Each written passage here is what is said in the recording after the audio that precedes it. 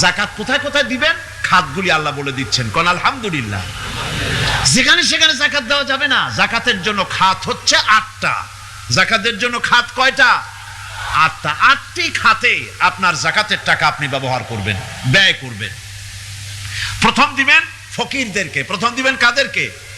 ফকির। ফকির কারা? ফকির হচ্ছে নিজের জীবন জীবিকায় অন্যের মুখাপেক্ষী। তারপরে শিশু, এতিম, বিধবা, জীবন চালানো খুবই কষ্টকর, অভাবগ্রস্ত লোক, এরা হচ্ছে ফকির। আর মিসকিন হচ্ছে যারা নিজেদের প্রয়োজন উপযোগী অর্থ উপার্জন করার সামর্থ্য নাই, আর মানুষের কাছে আত্মমর্যাদার কারণে হাত পাততেও পারে না। এক কথায় এক গরিব ভদ্রলোক। আল্লাহ কোরআন শরীফ বলেছেন যে এদের চেহারা দেখে বুঝো জ্বর পেটে খাবার নাই, অথবা সে অসুবিধায় আছে, চেহারা দেখে বুঝে তাকে সাহায্য করো। সে এমন শরীফ মানুষ আছে না আমাদের সমাজে, লোক এরকম আছে না? আছে কিনা? ঘরের মধ্যে 3 দিনও রান্না হয় নাই, কিন্তু দাড়ি টাড়ি সুন্দর করে আশ্রায়া জামাটা পরিপাটি করে গায়ে দিয়ে বেরোচ্ছে, কারোর কাছে হাত পাতে না, তার সরাপাতে তার ভদ্রতায় বাঁধে।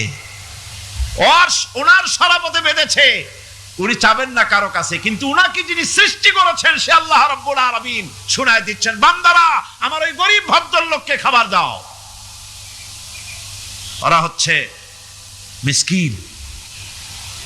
এরপরে আমিলিন, 3 নম্বরে আমিলিন, অর্থাৎ যারা জাকাত সরকারিভাবে জাকাত যারা আদায় করে, সেই আদায়কারীদেরকে এই জাকাতের টাকা দিয়ে তাদের সম্মানী দিতে বলা হয়েছে।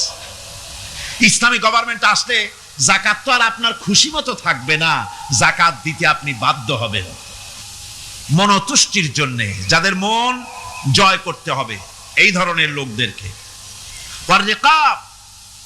আর গলদেশের মুক্তিদানের জন্য, ওয়াল গারিমিন, আর ঋণগ্রস্ত ব্যক্তি, তাও আবার এমন পর্যায়ের যে ঋণ পরিশোধ করতে গেলে যদি তার এমন অবস্থা হয় যে তার কাছে জাকাত দেওয়ার মতো টাকা থাকে না, এরকমের অবস্থা যদি হয় তাহলে জাকাতের টাকা দিয়ে তার ঋণ পরিশোধ করে দেওয়া যেতে পারে। ফি সাবিলিল্লাহ। এরপরে হচ্ছে জিহাদের রাস্তায়। জিহাদের রাস্তা মানে জিহাদ যখন শুরু হবে সেই জিহাদের ময়দানে আপনি বন্দুক রাইফেল কিনে দেওয়ার সাহায্য করবেন সেটা নয়, কিন্তু শুধু এটাকেই বোঝানো হয় নাই। ফি সাবিলিল্লাহ বলতে বোঝানো হয়েছে আল্লাহর রাস্তায় সংগ্রামরত সব ব্যাপারে আপনি সাহায্য করবেন, ইসলামী আন্দোলনের জন্য করবেন। যারা ইসলামের জন্য বইপত্র লেখে তাদের জন্য করবেন, যদি পয়সায় কুলাতে না পারে সেখানে সাহায্য করবেন। ইসলামী আন্দোলনকে বিজয় করার জন্য সাহায্য করবেন। এক কথায় আল্লাহর রাস্তা বলতে যা বুঝায় এগুলিকে দিবেন। ইবনে সাবিল। এরপরে পথিক মুসাফির। পথিক মুসাফির সে যদি বাড়িতে ধনী থাকে, ঢাকায় ধনী, কিন্তু চট্টগ্রামে এসে সর্বহারা হয়ে গেছে, টাকা পয়সা সব লুটপাট হয়ে গেছে, এখন বাড়ি ফেরার উপায় নাই, জাকাতের টাকা দিয়ে তাকে সাহায্য করা যেতে পারে। এই 8টি খাতে এভাবে জাকাত দেওয়ার জন্য আল্লাহ খাত সৃষ্টি করেছেন। কয়টা খাত হলো? 8টা খাত। কোরআনে কারীমের 3টি আয়াতে জাকাতের কথা এভাবে বলা হয়েছে, ইয়া আইয়ুহাল্লাযীনা আমানু আনফিকু মিন তাইয়্যিবাতি মা কাসাবতুম ওয়া মিম্মা আখরাজনা লাকুম মিনাল আরদ। হে ইমানদার লোকেরা, তোমরা যে সব পবিত্র অর্থ সম্পদ উপার্জন করো সেগুলি, এবং আমি জমিন থেকে তোমাদের যে ফসল দান করি, ফসল উৎপাদন করে দেই, তার থেকে তোমরা আল্লাহর পথে খরচ করো। এগুলো 1 নম্বর আয়াত। 2 নম্বর, প্রথম আয়াত বলা হয়েছে সূরা বাকারায়, আর সূরা আনআমে বলা হচ্ছে কুলু মিন সামারিহি ইযা আসমারা ওয়া আতু হাক্কাহু ইয়াওমা হাসাদিহি। তার উৎপাদিত ফল ফসল তোমরা খাও, আর ফসলের একটি অংশ ফসল কাটার দিনেই আল্লাহর হকটা, আল্লাহর অধিকারটা আদায় করে দাও। যেদিন তোমরা ফসল কাটবে সেদিনই অধিকারটা আদায় করে দাও। ফসলের যাকাত তারা দেয় না। ফসলের যাকাতকে বলা হয় ওসর। কি বলা হয়? ওসর। এই ওসর এখন যদি আপনি গ্রামে গিয়া কোন শিক্ষিত লোককেও যদি জিজ্ঞেস করেন, ভাই ওসর কি চেনো? সে বলবে, ভাই ওসর এটা কি জাতীয় প্রাণী, সারপোকা না তেলাপোকা না আরশোলা, আমি তো এই নামটাম তেমন শুনি টুনি নাই, বুঝবি না ওসরটা কি জিনিস। অথচ নামাজ রোজার মতোই ফরজ ওসর আদায় করা। কবে আদায় করবেন? যেদিন আপনি ফসল কাটবেন সেই দিনই ওসর আদায় করে দিবেন। পরিমাণটা কি হবে? পরিমাণ হবে আকাশের বৃষ্টির পানি দিয়ে, আকাশের বৃষ্টির পানি দিয়া যদি ফসল হয় তাহলে দিবেন 10 ভাগের 1 ভাগ। 10 মণ যদি ধান হয়, গম হয়, ডাল হয়, 1 মণ আল্লাহর অধিকার আদায় করে দিবেন। অধিকারটা কার? আল্লাহ কি করবে দিয়া? আল্লাহর অধিকার মানে গরিবের অধিকার, গরিবের হক। এই অধিকারটা আদায় করে দাও। 10 মণ হলে কয় মণ? কি হলে? যদি আকাশের বৃষ্টির পানিতে হয়। আর যদি আপনার সেচের মাধ্যমে হয়, সেচ পরিকল্পনার মাধ্যমে পয়সা খরচ করে পেট্রোল ডিজেল লাগায়া ইঞ্জিন চালাইয়া পানি উঠাইয়া কষ্ট করে ফসল ফলাইছেন, তাহলে আল্লাহ পাক বলছেন 10 মণে 1 মণ দেওয়া লাগবে না, তোমার খরচ হইছে বেশি। বান্দারে, তোমার উপরে আল্লাহ পাক জুলুম করবেন না, এবার 20 মণ হলে তার থেকে 1 মণ দিও। সুবহানাল্লাহ। ফসলের ওসর দিও আর টাকার যাকাত দিয়ে দিও। যারা এটা দিবে না তাদের সম্পর্কে আল্লাহ পাক সূরা তাওবার ভিতরে বলেছেন, ওয়াল্লাযীনা ইয়াকনিজুনা আয-যাহাবা ওয়াল ফিদ্দাতা ওয়া লা ইউনফিকুনাহা ফি সাবিলিল্লাহি ফাবাশশিরহুম বিআযাবিন আলীম।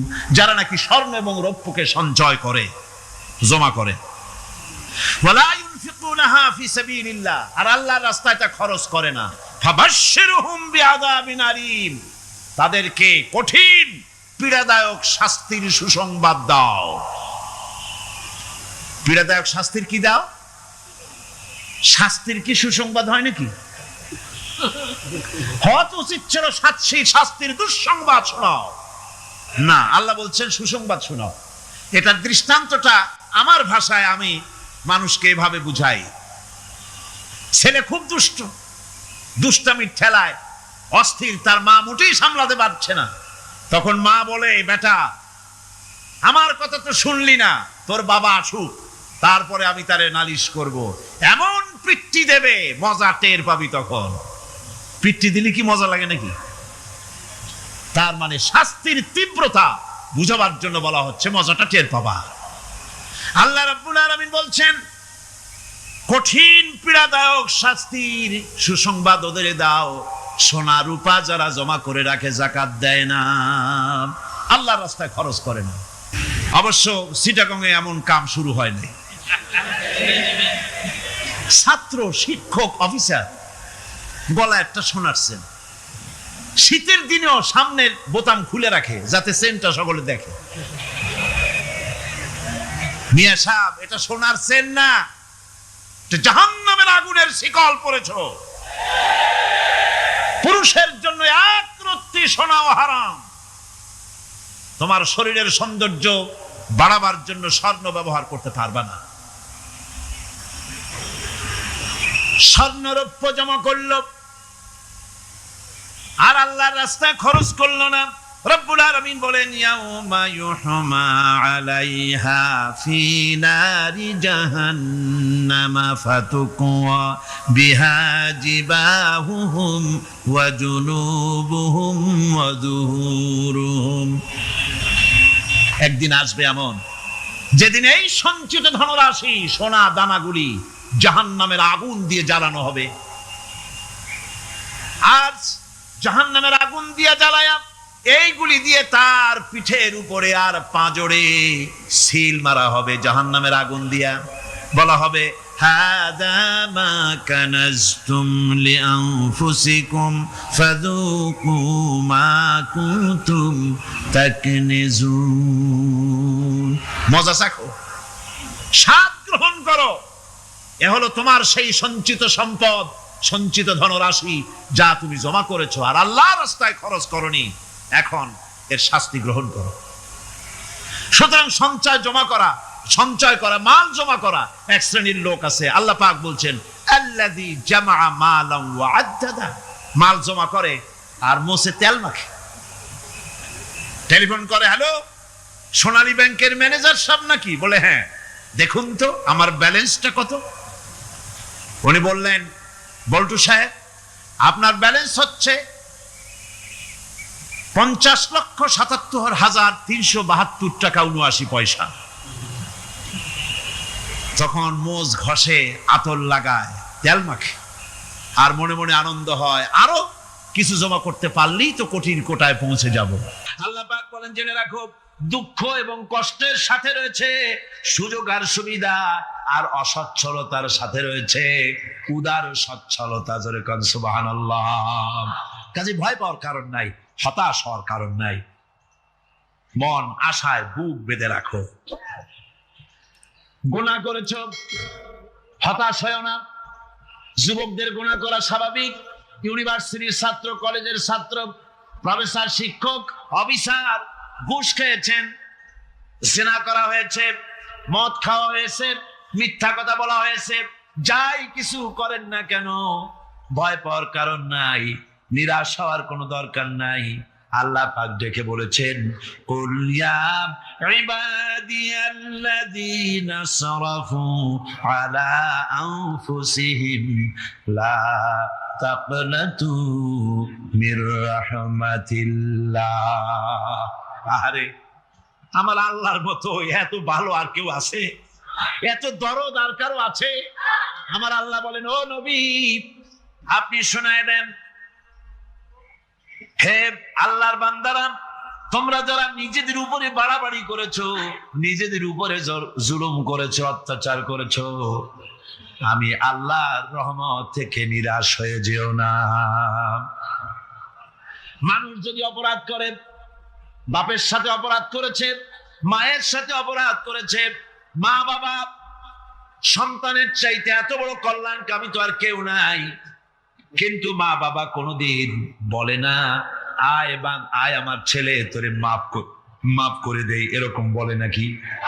মন চায় ছেলে যদি মাপ চাইতো, খুশি হয়ে মাফ করে দিতাম, কিন্তু কেন যে আসে না, ডাকে না যে আয় মাফ করে দেই।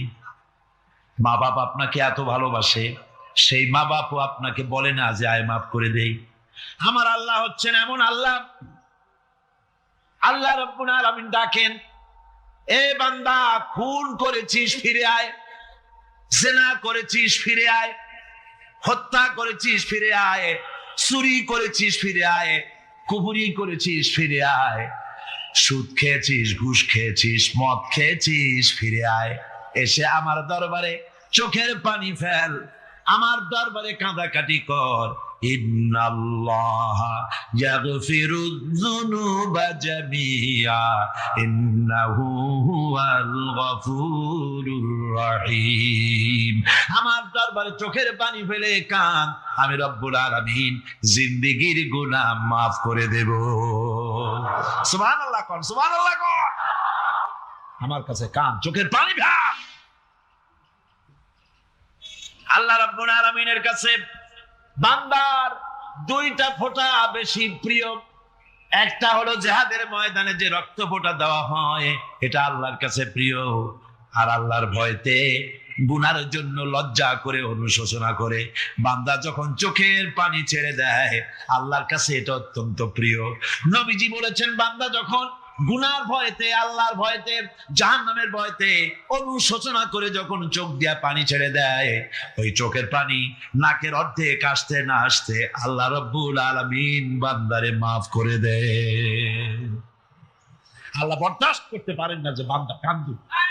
আমার ভাইরা, আল্লাহর রহমত এই পৃথিবীতে, আল্লাহর রহমতকে 100 ভাগ করা হয়েছে। আল্লাহর রহমতের কত ভাগ?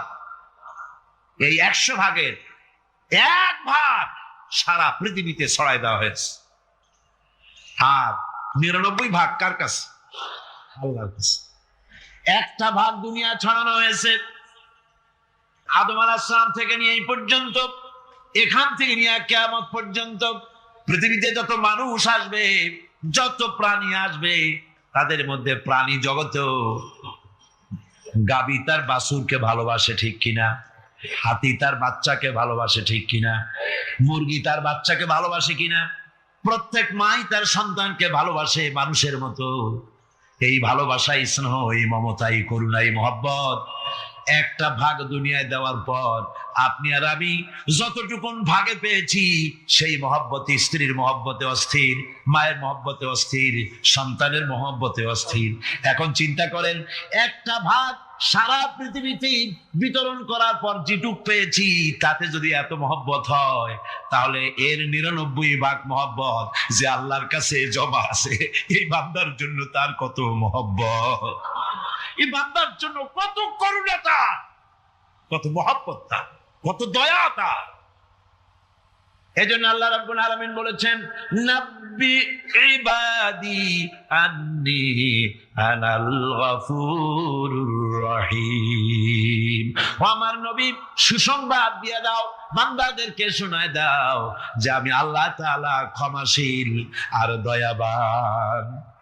হুজুর কাঁদতেছিলেন, হযরত ওমর রাদিয়াল্লাহু তাআলা আনহু এসে দেখেন হুজুর একা কাঁদতেছে। হুজুর জিজ্ঞেস করছেন, হযরত ওমর জিজ্ঞেস করলেন, হুজুর আপনি কাঁদেন কেন একা একা? হযরত ওমর বলেন, আমি যখন প্রশ্ন করলাম, নবীজি বললেন, আমার কাছে কিছু আগে জিবরাইল এসেছিলেন। জিবরাইল এসে আমাকে বললেন, আল্লাহ পাক বলেছেন, হে আমার নবী, ইসলামের ভিতরে থেকে যে সমস্ত মানুষগুলো ইসলামের ভিতরে থেকে চুল আর দাড়ি পাকায় দিছে, কিয়ামতের দিন এই লোকগুলারে আমি শাস্তি দিতে আমার শরম হবে। হযরত ওমর বলেন, হুজুর উম্মতের জন্য কত বড় খোঁজ খবর এটা, আর আপনি কাঁদতেছেন? হুজুর বলেন, ওমর তুমি জানো না, আমার কান্নার কারণ ভিন্ন।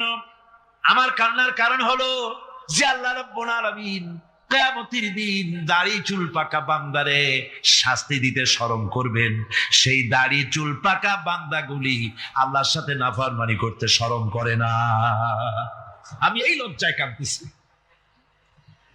ভাইরা, হুজুর আল্লাহ পাক বলেন, ও আমার নবী, রাতের আধারে যখন একটা বুড়া আমার দরবারে হাত উঁচু করে, একটা বুড়া মানুষ রাতের আধারে যখন আমার দরবারে হাত উঁচু করে, আর যখন বলতে থাকে, রব্বুল আলামিন, আমার পেছনের জীবনটা বড় খারাপ করেছি, এমন কোন কাজ জীবনে করি নাই যা তোমার কাছে কিছু দাবি করতে পারি, সব রকমের নাফরমানি করেছি, আজ আমি বুড়া হয়ে গেছি, কামাই করতে পারি না, ছেলে আমাকে চোখে দেখতে পারে না, পুত্রবধূ আমাকে ঘরে জায়গা দেয় না, আমার স্ত্রী আমাকে দেখতে পারে না, রোজগার করতে পারি না, হাঁটতে পারি না, চলতে পারি না, সবার কাছে আমি তিতা হয়ে গেছি, আমি দাঁড়াতে পারি না, কোমরে ব্যথা পাই, হাঁটুতে ব্যথা পাই, চলতে পারি না, কানে শুনতে পাই না, চোখে দেখতে পারি না, আর তোমার কাছে কিছু চাইয়া নেব এমন ভালো কাজও করি নাই। এইভাবে যখন বান্দা কাঁদতে থাকে আমার দরবারে, ও আমার হাবিব আমার রহমতের দরিয়ায় জোশ মেরে যায়, আমার শরম হয় এই বুড়াটারে কেমনে খালি হাতে ফিরাইয়া দেই। সুবহানাল্লাহ, সুবহানাল্লাহ। আমার আল্লাহর এত দয়া, আমার আল্লাহর এত মায়া, এত মহব্বত। আমার আল্লাহ রাব্বুল আলামিন বলেন, ওয়াইযা সালাকা ইবাদি আন্নী ফাইন্নী কারীব। আমার হাবিব, আমার বান্দা আমার ব্যাপারে প্রশ্ন করে, আমি বান্দার একদম নিকটে।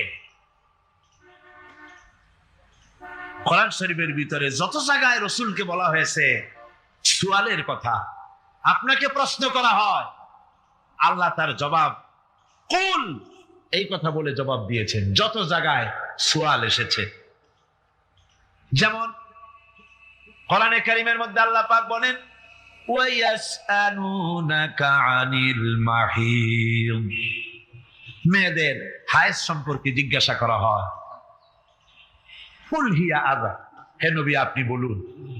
এভাবে করে কুল দিয়ে জবাব দেওয়া হচ্ছে। আবার প্রশ্ন করা হচ্ছে, ওয়ায়াসআলুনাকা আনিল আনফাল, এই গনিমতের মাল সম্পর্কে হুজুর আপনাকে, হে নবী আপনাকে প্রশ্ন করা হয়। আল্লাহ কুল দিয়া জবাব দিলেন। আল্লাহ বলেন আপনি বলেন, ওয়ায়াসআলুনাকা আনিল খামরি ওয়াল মাইসির। আল্লাহ পাক বলেন নবী আপনারে প্রশ্ন করা হয়, কুল ফীহিমা ইসমুন কাবীর। আল্লাহ কুল দিয়া বললেন তুমি বলো। আবার বলা হলো ওয়ায়াসআলুনাকা আনিল আহিল্লা কুল হিয়া মাওয়াকিতু লিন্নাস। নবী আপনাকে প্রশ্ন করা হয় চাঁদের ক্রমবর্ধমান এবং ক্রমহ্রাস, এই যে বাড়ে আর কমে, পূর্ণিমা হয় অমাবস্যা হয়, কেন হয়? আপনি বলুন কুল, আপনি বলেন এটা আমি অক্ত এবং সময়, বছর আর দিন গণনা করার জন্য পৃথিবীবাসীদের জন্য বিনা পয়সায় একটা ক্যালেন্ডার বানাইয়া আকাশে ঝুলাই রেখেছি। এভাবে যত জায়গায় এসেছে আপনাকে প্রশ্ন করা হয়, তত জায়গায় আল্লাহ জবাব দিয়েছেন কুল, আপনি বলেন। গোটা কোরআন শরীফের ভিতরে এই একটি মাত্র জায়গা যেখানে বলা হয়েছে আপনাকে প্রশ্ন করা হয়। আল্লাহ এখানে বলতে পারতেন কুল, আপনি বলেন, আল্লাহ তোমাদের নিকটবর্তী, এভাবে জবাব হয় না। এটা কায়দাটা হলো এই, আল্লাহ বলতেছেন ওয়াইজা সালাকা ইবাদি, ও আমার নবী প্রশ্ন তো আমার বান্দারা আমার ব্যাপারে করেছে, এবার আপনার জবাবের কোনো দরকার নাই। প্রশ্ন আমার ব্যাপারে, আমি নিজে জবাব দিয়ে দেই, ফা ইন্নী কারীব। ও বান্দা আমার ব্যাপারে প্রশ্ন করেছিস, জবাব আমি দেই, আমি তো সবচাইতে বেশি নিকটে। সুবহানাল্লাহ, কত নিকটে? ওয়ানাহানু আকরাবু ইলাইহি মিন হাবলিল ওয়ারিদ। তোর যে রব, এই শাহরগের চাইতেও আমি তোর বেশি কাছে। সুবহানাল্লাহ, আমারে ডাক, আমারে ডাক, কলিজা দিয়া ডাক, অন্তর দিয়ে ডাক। মনের থেকে মানুষ যদি ডাকে, মুখের ডাক আর মনের ডাক এক জিনিস নয়। দিল সে জুবাত নিকলতি হ্যায়, असर रखती है पर नहीं मगर ताकते परवाज रखती है। দিল থেকে যে কথা বেরোয় তা প্রভাব বিস্তার করে, ডানা নাই কিন্তু ওড়ার ক্ষমতা রাখে। মনের কথাই ভিন্ন। মন থেকে, দিল থেকে, কলিজা থেকে, অন্তরের গভীর কন্দর থেকে মুহাব্বতের সাথে কেউ যদি একবার বলে আল্লাহ, বলেন আল্লাহ, আল্লাহ, আল্লাহ, আল্লাহ রাব্বুল আলামিন বলেন অন্তরের অন্তঃস্থল থেকে একটি বার যদি বান্দা বলেন আল্লাহ, আল্লাহ বলেন ৭০ বার সাড়া দিয়া জিজ্ঞেস করি, বান্দা কি চাও, আমি তোমার কাছে আসি। সুবহানাল্লাহ, আমি তোর একদম কাছে, কি চাস বল, বল আমার কাছে।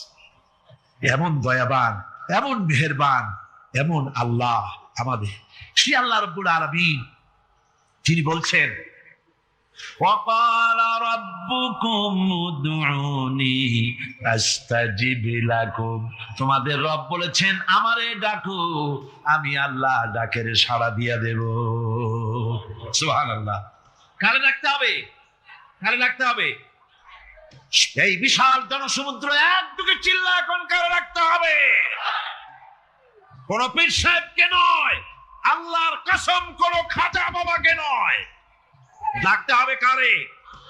চিল্লা এখন কারে? ওয়াকালা রাব্বুকুম উদউনি, তোমার রব তোমাকে বলতেছে আমারে ডাকো, আস্তাজিব লাকুম, আমারে ডাকবে আমি সাড়া দিয়ে দেব। সুবহানাল্লাহ। আল্লাহকে ডাকেন, কি চাই আপনার বলেন, কি চাই? আল্লাহর কাছে চান, আল্লাহ দিয়ে দিবেন। যাওয়ার জায়গা আল্লাহর কাছে চাইবেন, আল্লাহ দিবেন। দেওয়ার জায়গা, চাওয়ার জায়গা হলো সেজদায় পড়ে যাবেন। আমার ভাইয়েরা, জায়গাটা চিনাই দিলাম। মাজারে যাওয়া লাগবে না, কবরে যাওয়া লাগবে না। 2 রাকাত নামাজ পড়ে সেজদায় পড়ে গিয়া যত বিপদ আছে, মুসিবত আছে, সেজদার মধ্যে চোখের পানি ছেড়ে দেন আর কেন্দে কেন্দে জীবনের কথা বলেন। আল্লাহ রাব্বুল আলামিন আপনার আওয়াজ শুনবেন আর দোয়া কবুল করে নিবেন। কাঁদতে হবে আল্লাহর কাছে। কার কাছে? আল্লাহর কাছে। সুম্মা ইস্তাগফিরুল্লাহ, আর এরপরে সে যদি আমি আল্লাহর কাছে ক্ষমা চাই, ইয়াজিদিল্লাহ গাফুরার রহিমা, সে আমি আল্লাহকে গফুর এবং রহিম হিসাবে পাবে। সুবহানাল্লাহ। আল্লাহকে গফুর এবং রহিম হিসাবে পাওয়া যাবে। সব আল্লাহকে বলতে হবে, গুনাহ মাফ চাইতে হবে। এই জন্য হুজুর সাল্লাল্লাহু আলাইহি ওয়াসাল্লাম দৈনিক 100 বার তওবা করতেন। কোন হাদিসে আছে 70 বার, কোন হাদিসে আছে 100 বার তওবা করতেন। নামাজের পরে তো প্রত্যেক নামাজেই পড়তেন হুজুর, সালাম ফিরাতেন আর সাথে সাথে বলতেন আল্লাহু আকবার, আস্তাগফিরুল্লাহ, আস্তাগফিরুল্লাহ, আস্তাগফিরুল্লাহ। মনে থাকবে আপনাদের? মনে থাকবে? সালাম ফিরাইয়া কি বলবেন? না, সালাম ফিরাবার সাথে সাথে বলবেন আল্লাহু আকবার, তারপরে পড়বেন আস্তাগফিরুল্লাহ, আস্তাগফিরুল্লাহ, আস্তাগফিরুল্লাহ। তওবা করবেন, আল্লাহর কাছে সবসময় গুনাহ মাফ চাইতে থাকবেন, বিনীত থাকবেন। আল্লাহকে পাওয়া যাবে, তাকে রহিম হিসেবে পাওয়া যাবে। সুতরাং ঈমান বিল্লাহ, আল্লাহর প্রতি ঈমান আনলে পরে চতুর্থ নম্বরের যে উপকারটা হবে সেটা হলো হতাশায় ভুগবে না, নিরাশায় ভুগবে না, আশায় বুক বেঁধে উঠবে, ঈমান মজবুত হবে, আল্লাহর কাছে মানুষ বিনয়ী হয়ে যাবে। এবার পঞ্চম নম্বরের উপকার আমি বলছিলাম, ঈমান বিল্লাহ, আল্লাহ নূরাল্লাহি বিআফওয়াহিহিম ওয়াল্লাহু মুতিম্মু নূরিহি ওয়ালাউ কারিহাল কাফিরুন। ওরা চায় মুখের ফু দিয়ে আমার আলোকে নিভিয়ে দেবে, কিন্তু আমি আমার আলোকে পূর্ণতা দান করব, তাতে কাফের বেঈমানদের কলজায় যত জ্বালা যন্ত্রণা হোক আমার দিন কেউ মিটাই দিতে পারবে না। সুবহানাল্লাহ। সুতরাং বিপদে অবিচলতা আসবে, সে অটল হবে, মজবুত হবে।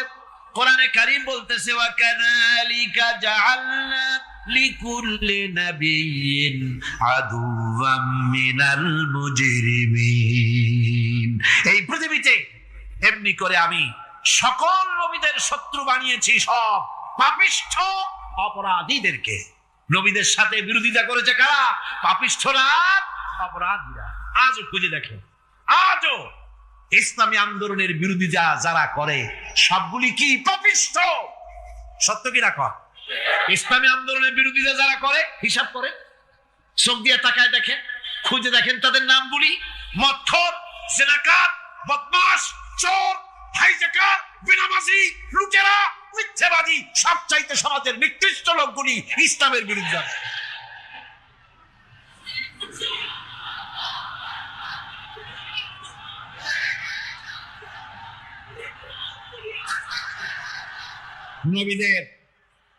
নবীদের শত্রু আল্লাহ বলেন সব যুগে নবীদের সাথে শত্রুতা করেছে পাপিষ্ঠরা। আল্লাহর কথা, কার কথা? সকল যুগে নবীদের সাথে শত্রুতা করেছে পাপিষ্ঠরা, নিকৃষ্ট ধরনের অপরাধীরা। সুতরাং নবী রাসূলদের অবস্থা যখন এই, তখন দ্বীনের দাওয়াত যারাই দেবে তাদের কিসমত এরকম হবেই। এই বাধার মোকাবেলা তাদেরও করতে হবে। এই যে বাধাটা আসে, এই যে মারে, অপরাধ কি? এই যে তারা চোর বা ডাকাত, যাদের মারা হয়। আল্লাহ রাব্বুল আলামিন বলেন অপরাধ হলো ওয়ামা নাকামু মিনহুম ইল্লা আইয়ুমিনু বিল্লাহিল আজিজিল হামিদ। অপরাধ হচ্ছে ঈমানদার লোকদের উপরে নির্যাতন চালিয়েছে, অন্য কোনো কারণে নয়। কারণ একটাই, তারা আল্লাহর জমিনে আল্লাহর দ্বীন প্রতিষ্ঠা করতে চেয়েছে, আর কোনো অপরাধ না। জমিন আল্লাহর, জমিন কার? এই বিশাল জনসমুদ্র গর্জে উঠুন একযোগে, বলুন জমিন কার? আইন চলবে কার? এখানেই সংঘর্ষ বেঁধেছে আবহমান কাল ধরে। মানুষ অত্যাচারিত হয়েছে, সাহাবায়ে কেরাম অত্যাচারিত হয়েছেন। বুখারী শরীফের হাদিসে এসেছে রাসূল করিম সাল্লাল্লাহু আলাইহি ওয়াসাল্লামের কাছে হযরতে খাব্বাব গিয়ে উপস্থিত হয়েছিলেন। হযরতে খাব্বাব বলেন, হাদিসটা এভাবে লেখা হয়েছে বুখারীতে, ওয়ান খাব্বাব বিন আরিদ রাদিয়াল্লাহু তাআলা আনহু قال شكونا إلى رسول الله صلى الله عليه وسلم وهو متوسد بردة له في ظل الكعبة। রাসূলুল্লাহর কাছে গেলাম, কাবা শরীফের কাছে গিয়ে দেখি নবীজি একটা চাদর গায়ে দিয়ে তিনি আরাম ফরমাচ্ছিলেন কাবা শরীফের ছায়ায় সেখানে গিয়ে বললাম, আলা তাস্তানসিরু লানা আলা তাদউ লানা ইয়া রাসূলুল্লাহ, হে আল্লাহর রাসূল, আপনি কি আমাদের জন্য আল্লাহর কাছে দোয়া চাইবেন না? আপনি কি আল্লাহর কাছে আমাদের জন্য সাহায্য চাইবেন না? আমাদের লোকগুলিকে, মুসলমানগুলিকে মারতে মারতে তো শেষ করে ফেলে দিল। তারা আমাদের সুমাইয়াকে মারলো, আমাদের খাব্বাবকে উটের সাথে পায়ের দড়ি লাগায় টানলো, আমাদের খোবায়েবকে তারা আগুনের উপরে চিৎ করে শোয়ায় রাখলো, না খায় রাখতেছে, মারতেছে, কষ্টে তো শেষ হয়ে গেলাম। হুজুর, আপনি কি আমাদের জন্য দোয়া করবেন না? হাদিস শরীফে এসেছে, নবীজি উঠে বসলেন সোজা হয়ে। নবীজি বলেন, ও আমার সাহাবী, ও খাব্বাব, শোনো, তোমাদের আগে এই পৃথিবীতে যারা দ্বীনের দাওয়াত দিতে এসেছিলেন তাদেরকে সমকালীন রাষ্ট্রশক্তি, সমাজ শক্তি তাদেরকে ধরতো। ফায়ু খাজুর রাজুলো, তাদেরকে তারা ধরতো। ফায়ুফারু লাহু ফিল আব, আর তার জন্য জমিনের ভিতরে কবর বানাইতো। ওই কবর ফায়ু জালু ফিহা, ওই কবরের ভিতরে তাকে কোমর পর্যন্ত গেড়ে দিত। সুম্মা ইউতা বিল মানশার, এরপরে করাত আনতো। ফায়ুদাউ আলা রাসিহি, এরপরে ওই করাত তার মাথার উপরে রাখতো। ফায়ুজালু নিসফাইন, এরপরে করাত দিয়া চিরে জীবিত মানুষটারে দ্বিখণ্ডিত করে ফেলে দিত। মা ইয়াসুদ্দুহু যালিকা আন দীনিহি, ও আমার খাব্বাব, এত কষ্ট দেওয়ার পরেও সেই যুগের কোন মুসলমানকে, দ্বীনের দায়ীদেরকে আল্লাহ দ্বীন থেকে এক চুলো তারা সরাই দিতে পারে নাই, এক চুলো সরাতে পারে নাই।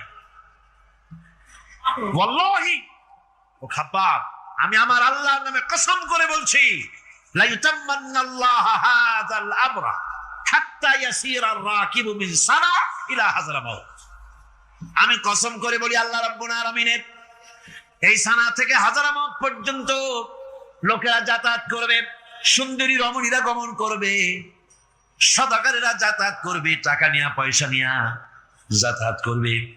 তাদের মনের মধ্যে লুটের ভয়, টাকার ভয়, চুরির ভয়, ডাকাতির ভয়, জেনার ভয়, হত্যার ভয়, ধর্ষণের ভয়, কোনো ভয় থাকবে না। লা ইয়াখাফু ইল্লাল্লাহ, আল্লাহ ছাড়া কোনো ভয় থাকবে না।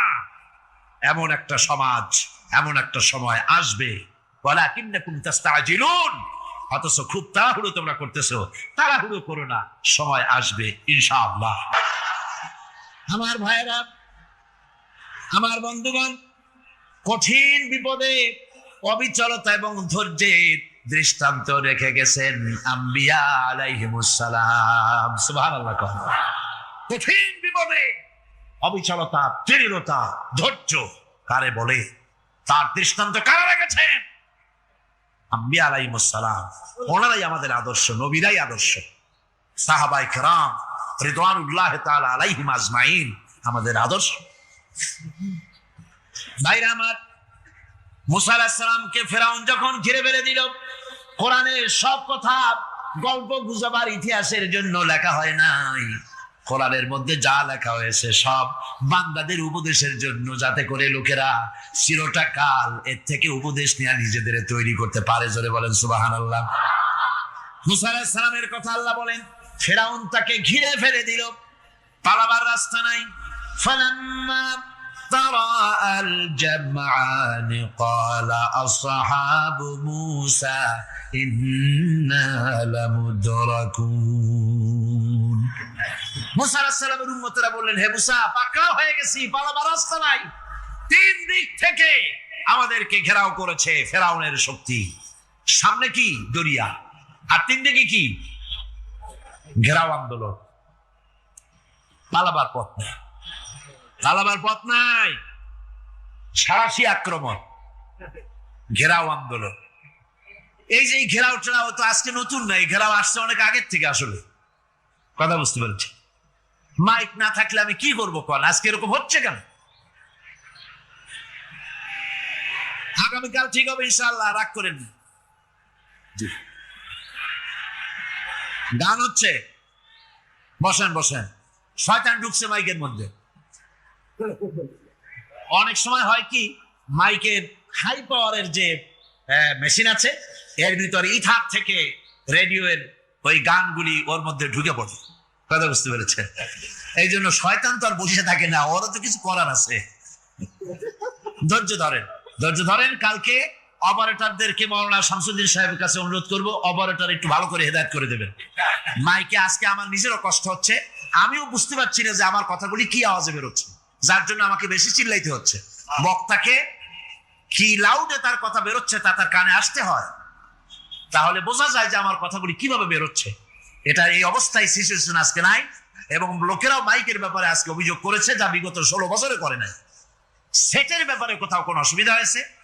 মাইকটা ভালো, এবং মাইক যারা দেন প্রতি বছর খেদমত করে, আল্লাহ তাদের প্রতি রহম করুন, সবাই বলেন আমিন। এদেরকে রাগ করে পথে পাই আবার মারধর করেন না। সিলেটের যে তাফসীর মাহফিল হয়, বিগত 19 বছর তাফসীর করেছি একটানা, এবার 20 বছর পুরো হবে ইনশাআল্লাহ। সিলেটে একটানা 20 বছর তাফসীর করতেছি সেখানে। তো মাইক, একটা লোক বিনা পয়সায় মাইক দেয়, মাইকের ভাড়া সে নেয় না, তাফসীরের মাহফিলের মাইকের ভাড়া নেয় না। সে বছর এরশাদ সরকার আমাকে প্লেন থেকে নামতে দিল না, আপনাদের মনে আছে? সিলেট থেকে ফিরাই দিল। এই খবরটা মাইকম্যান যখন শুনেছে যে আমাকে নামতে দেয় নাই, ফিরাই দেওয়া হয়েছে, সাথে সাথে স্ট্রোক করেছে, হার্ট ফেল করে দুনিয়া থেকে বিদায় হয়ে গেছে। সিলেটে তাফসীর হতে পারবে না এই কথা সে বরদাস্ত করতে পারে না। আমি কেঁদেছি আর দোয়া করেছি, আল্লাহ কোরআনের মহব্বতে লোকটার এই অবস্থা হলো, তোমার জান্নাত তুমি দয়া করে তাকে দান করে দিও। কাজে কোনো ব্যবসায়ী চায় না যে তার ব্যবসাটা খারাপ হোক, লোকেরা মন্দ বলুক। এ মাইকের ব্যাপারে আপনারা আজকে রাগারাগি করেন না, যা হয়েছে কালকে ভালো হবে ইনশাআল্লাহ। সবাই বলেন ইনশাআল্লাহ। এখন চলেন আমরা ফেরাউনের অবস্থা দেখে গিয়া কি করতেছে ফেরাউন। মুসা আলাইহিস সালামকে ঘেরাও করে ফেলেছে, পালাবার উপায় নাই। একদিকে দরিয়া, 3 দিকে ফেরাউনের শক্তি। এই যে ঘেরাও টেরাও মানে নতুন তো না, ধর্মঘট নতুন না, এ পুরানা জিনিস। এই পৃথিবীতে সর্বপ্রথম ধর্মঘট কিসের উপরে হয়েছে জানেন? এই পৃথিবীর প্রথম ধর্মঘট হয়েছে পেঁয়াজ, রসুন আর ডাইলের উপরে। মুসা আলাইহিস সালামের জামানায় লান নাসবিরা আলা তুআমিন ওয়াহিদ, আমরা এক রকমের খাদ্য আর খাবো না, আমাদের পেঁয়াজ দেওয়া লাগবে, ডাল দেওয়া লাগবে, রসুন দেওয়া লাগবে। সর্বপ্রথম ধর্মঘট হয় মুসা আলাইহিস সালামের জামানায়, সেখান থেকে শুরু হয়েছে। কিন্তু মশাল মিছিল যে আসলো কই থেকে, এইটা আমি খুঁজে পাইনি। পরে প্রত্যেকটা জিনিসের তো ইতিহাস আছে, আমি খুঁজতে খুঁজতে পেলাম। আমি জানি না এর ইতিহাস মূলে কোথায়, কিন্তু আমি যতদূর খুঁজে পাইছি সেটা হলো মশাল মিছিলের আবিষ্কার হয়েছে লঙ্কায় রাবণের সময়। হনুমানের লেজে আগুন দিয়া তারপরে লঙ্কা কাণ্ড ঘষালো, নামই আছে লঙ্কা কাণ্ড। হনুমানের লেজে আগুন দিয়ে রাবণ যে লঙ্কায় মশাল মিছিল করেছিল হনুমানদের দিয়া, ওই হনুমানের ওই সিস্টেমটা এখনো আমাদের দেশে চালু আছে। এইটা আসলে কোন ভদ্রলোকের এই মিছিল হওয়া উচিত না। আগুন নিয়ে কিসের মিছিল? আগুন হলো জাহান্নামের প্রতীক। আগুন কিসের প্রতীক? জাহান্নামের প্রতীক। যদিও আমাদের উপকারে লাগে, কাজে লাগে। সুতরাং আমরা যা করব, প্রত্যেকটা জিনিসের পেছনে সুন্নতে নববীর কোনো না কিছু থাকতে হবে। কথা বুঝতে পেরেছেন? 3 দিক থেকে ঘেরাও হয়ে গেছে, পালাবার কোনো রাস্তা। হযরতে মুসা আলাইহিস সালামের কাছে উম্মতেরা বললেন, পালাবার তো কোনো পথ নাই, এখন উপায়টা কি? আমাদের তো আর উপায় নাই। মুসা আলাইহিস সালাম দেখেন বিপদে পড়ে গেছেন, কিন্তু ধৈর্য হারান নাই, ভয় পান নাই। ভয় পাইছিলেন? ভয় পেয়েছেন? প্রশ্নই ওঠে না। মুসা আলাইহিস সালাম আল্লাহ পাক যাদেরকে বলেছেন উলুল আযম রাসূল, যাদের বলেছেন তার মধ্যে হযরত মুসা একজন উলুল আযম পয়গম্বর। সাত্রিকানি কথা না, আল্লাহ কথা বলছেন তার সাথে, কালিমুল্লাহ তিনি। সুবহানাল্লাহ। মুসা আলাইহিস সালাম শোনালেন, কাল্লা ইন্না মাইয়া রাব্বি সায়াহদিন। কখনো নয়, আমার উম্মতেরা ভয় পেও না, আমার রব অবশ্যই আমাকে পথ দেখাবে। সুবহানাল্লাহ। 3 দিক থেকে শত্রু, একদিকে দরিয়া, পালাবার কোন রাস্তা নাই। সেখানে দৃঢ়তার সাথে তিনি বলছেন, অবশ্যই আমার আল্লাহ আমারে পথ দেখাবে। সুবহানাল্লাহ। নবীরা এই দৃঢ়তা দেখিয়েছেন, অবিচলতা দেখাইছেন। আল্লাহ পাক মুসা আলাইহিস সালাম যখন এই দৃঢ়তা দেখালেন, এই অবিচলতা দেখালেন, সঙ্গে সঙ্গে জিবরাইল এসে হাজির হয়ে গেলেন। আল্লাহ পাক বলেন, ফাআওহাইনা ইলা মুসা আন আদরিব বিআসাকাল বাহরা ফানফালাকা ফাকানা কুল্লু ফিরকিন কাত্তাউদিল আযীম। মুসা আলাইহিস সালামকে আমি ওহী নাযিল করলাম, তাকে বললাম হাতে যে লাঠি আছে, এই লাঠি দিয়ে আঘাত করো দরিয়ার উপরে। দরিয়ার উপরে আঘাত করলেন, একটা রাস্তা হয় নাই, 12টা রাস্তা তৈরি হয়ে গেল। আর দেওয়ালগুলা পাহাড়ের মতো উঁচা হয়ে গেল। দরিয়ার ভিতরে পাহাড়ের মতো উঁচা মজবুত 12টা রাস্তা। এবার মুসা আলাইহিস সালাম তার দলবল নিয়ে চললেন। আল্লাহ রাব্বুল আলামিন বলেন, ওয়া আনজাইনা মুসা ওয়া মান মাআহু আজমাইন। মুসা এবং তার সাথী সঙ্গীদেরকে আমি পার করে দিলাম। মুসা আলাইহিস সালাম এবং তার সাথী সঙ্গী নিয়ে যখন দরিয়ার মাঝখানে আসছে, ফেরাউন তার দলবল নিয়ে এসে গেছে।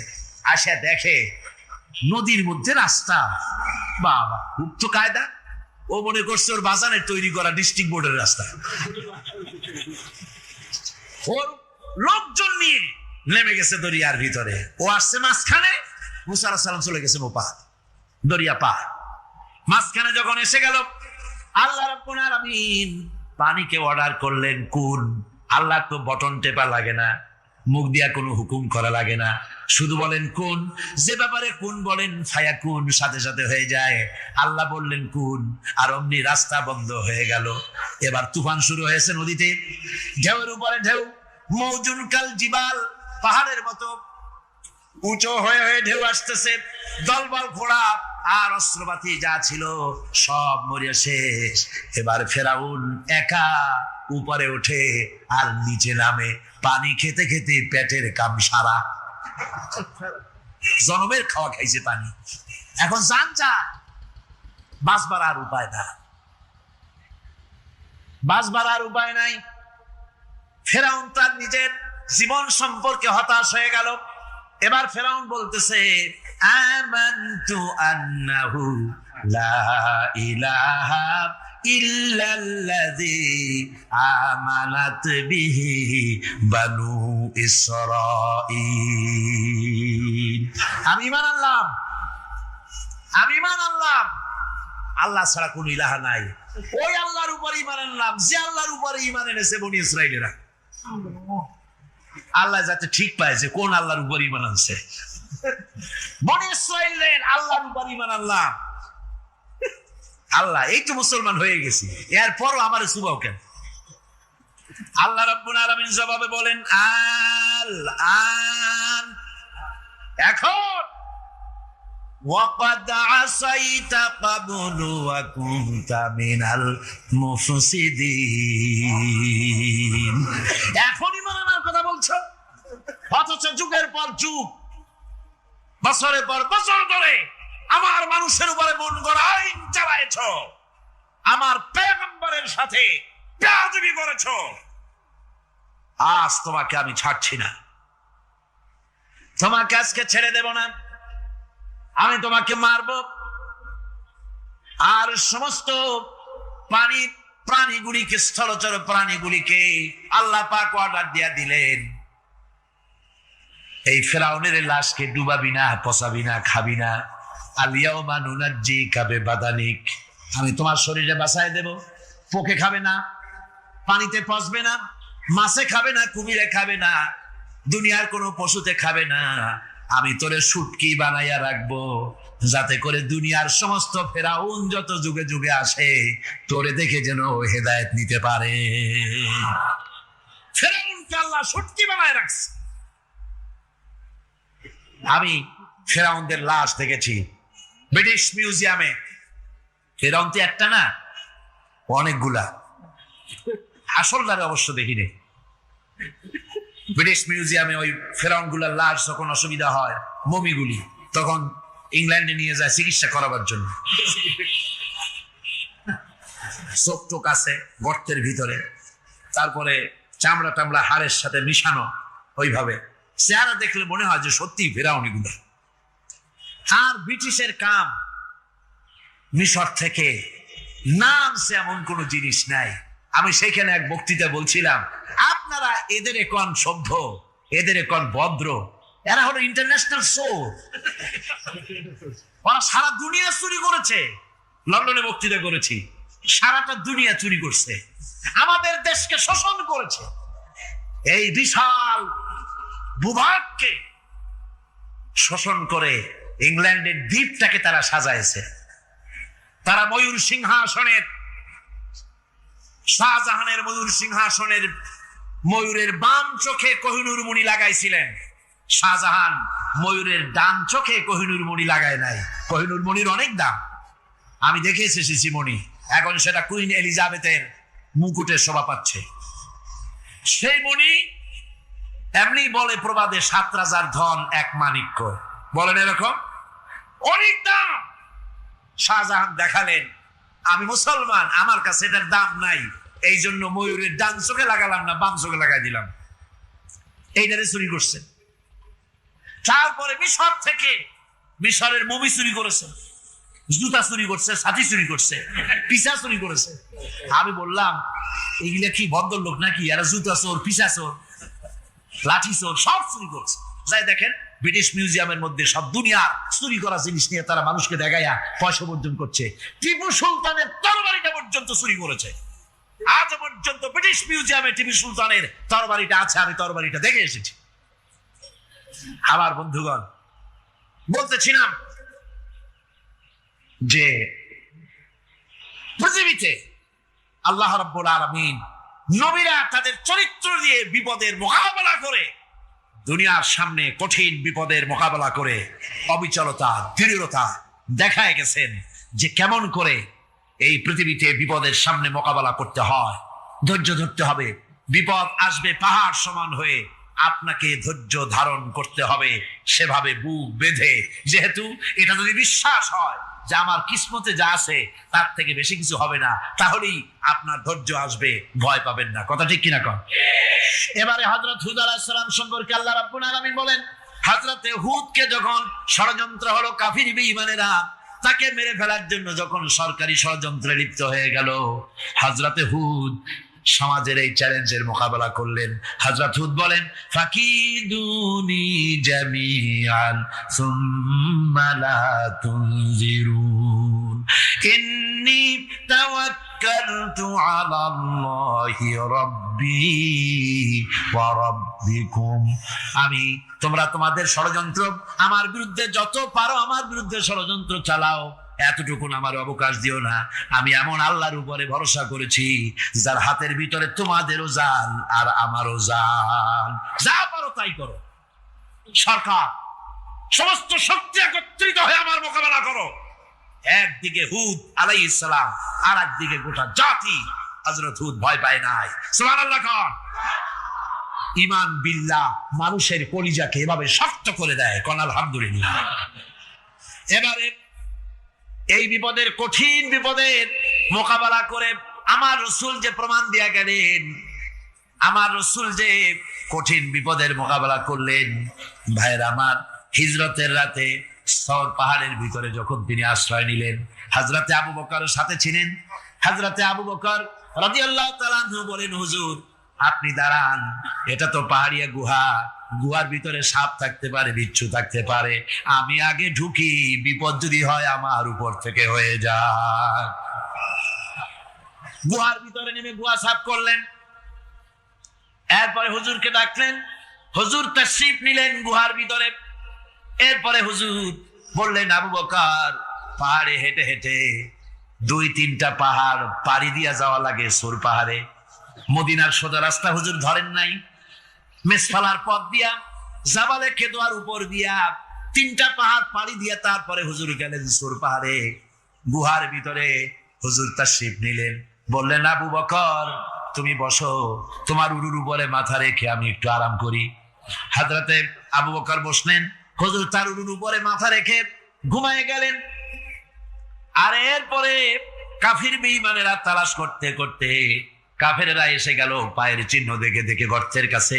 হযরত আবু বকর ভয়তে কেঁদে ফেললেন, আহারে আর তো উপায় নাই, এবার তো ধরা পড়ে গেছি, এবার নবীজিকে মেরে ফেলে দেবে। নবীর মহব্বতে, নিজের মহব্বতে নয়, নবীর মহব্বতে কাঁদতেছিলেন। হুজুর বলেন, হুজুরের ঘুম ভেঙে গেল। বলো আবু বকর কাঁদো কেন? ছেলের কথা, মেয়ের কথা, বিবির কথা, বাড়ির কথা মনে পড়লো নাকি? হযরত আবু বকর বলেন, ইয়া রাসূলুল্লাহ, আল্লাহর কসম করে বলি, যেদিন ঈমান এনেছি এই কলিজার ভিতরে মা বাপ, স্ত্রী, পুত্র, পরিজন, এমনকি আমার নিজের জীবনের চাইতে আপনারে বেশি ভালোবাসি। তা কাঁদো কেন? কাঁদো কেন? হযরত আবু বকর বলেন, হুজুর ধরা পড়ে গেছি, কাফেররা এসে গেছে গর্তের কাছে, তাকালি আমাদের দেখতে পাবে, আমরা তো মাইনরিটি, ওরা তো মেজরিটি, আমরা তো ধরি মারি ফেলাই দেবে, আপনাকে মেরে ফেলে দেবে, এই জন্য কাঁদি।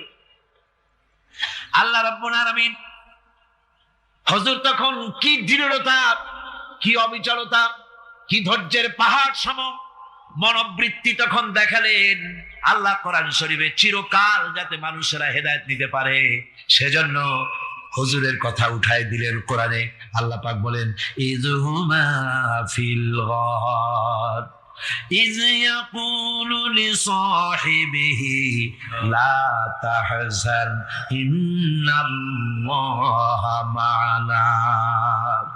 ও বন্ধু, ভয় পেও না, আল্লাহ আমাদের সাথে আছেন। সুবহানাল্লাহ।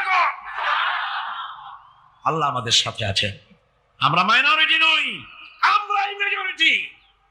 আল্লাহ আছে আমার সাথে, ভয় পাওয়ার কোনো কারণ নেই। সুবহানাল্লাহ।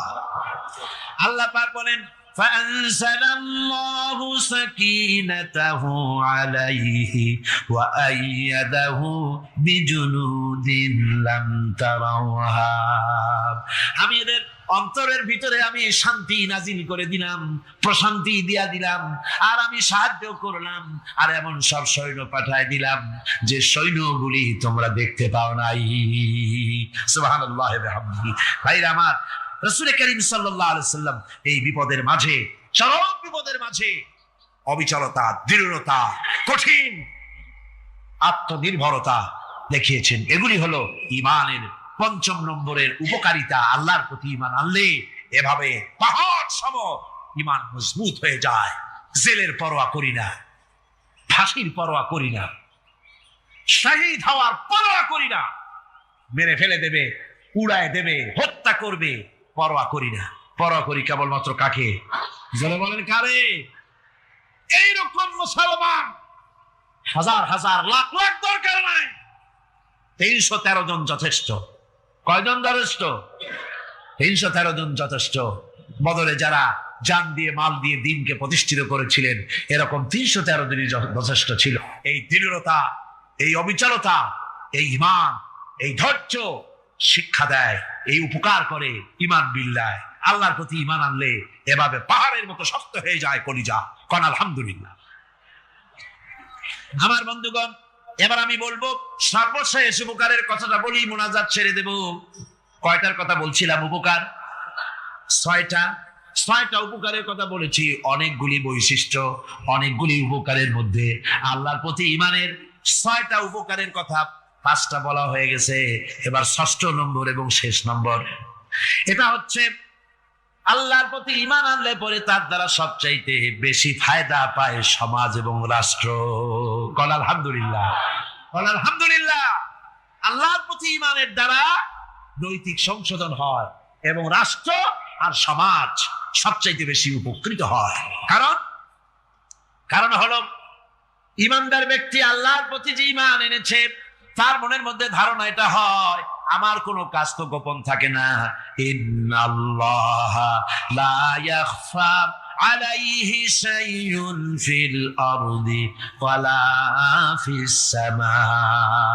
আল্লাহর কাছে গোপন বলতে কিছু নাই, আকাশেও নাই, জমিনেও নাই, কোনো কিছু গোপন নাই। সুতরাং আমি যা করি সব আল্লাহ দেখেন এবং শোনেন।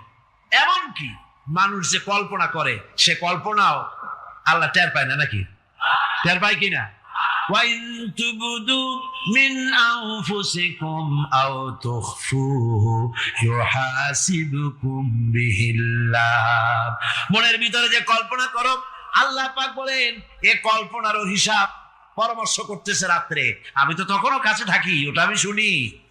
ঈমান যদি আসে তাহলে এই সব কাজ থেকে সে বিরত থাকে। সে যদি কম হয় সেখানেও আল্লাহ, বেশিও যদি হয় সেখানেও আল্লাহ। এমন কোন জায়গা আছে নাকি চিটাগংয়ে যেখানে আপনি একটা আকাম করবেন আর আল্লাহ টের পাবে না? কোন আছে নাকি? আচ্ছা, চট্টগ্রামে না থাকুক, বাংলাদেশের কোন জায়গা আছে নাকি? পার্বত্য চট্টগ্রামে যত পাহাড় আছে, উঁচু নিচে জায়গা আছে, ওই জায়গায় বোধহয় আছে নাকি? সারা পৃথিবীতে আছে কোথাও আল্লাহকে ফাঁকি দেওয়ার জায়গা? কোথাও? সব স্পষ্ট। আল্লাহ কি ঘুমায় নাকি? ঘুমায়? তার কাছে দিনও যা, রাতও তা। সমানে তিনি দেখতে পান, শুনতে পান, সবকিছু দেখতে পান, সবকিছু শুনতে পান। তাকে ফাঁকি দেওয়ার কোনো উপায় না। এই জন্য ৬০ নম্বরের উপকার যেটা হয় সেটা হলো সমাজ উপকৃত হয় ওই মানুষ দিয়ে যার মধ্যে ঈমান আছে। হযরত ওমর রাদিয়াল্লাহু তাআলা আনহু রাতের আধারে শেষ রাত্রে ঘুরতে ছিলেন, দেখেন এক বাড়িতে কথা হচ্ছে, কথাবার্তার আওয়াজ পাওয়া যায়। মনে করলেন কোন অসুখ বিসুখ নাকি। ঘরে গিয়ে কান পাচ্ছেন দেওয়ালের সাথে, শুনতে পাচ্ছেন ভিতরে বুড়ি মা তার মেয়েকে বলছে, এই মেয়ে ওঠ, উটের দুধ দোয়াই নিয়ে আসছি, এর মধ্যে পানি মিশা, তারপর সকালে বাজারে নিয়ে যা। মেয়ে বলছে, মা এই কামটা আমি পারবো না। কেন পারবি না?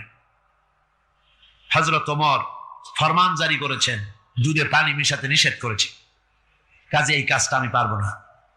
আরে বেটি, আমিরুল মুমিনিন দেখ এখন কোথায় যায়, ঘুমায় আছে। সে কি দেখতেছে নাকি যে পানি মিশাই না কি মিশাই?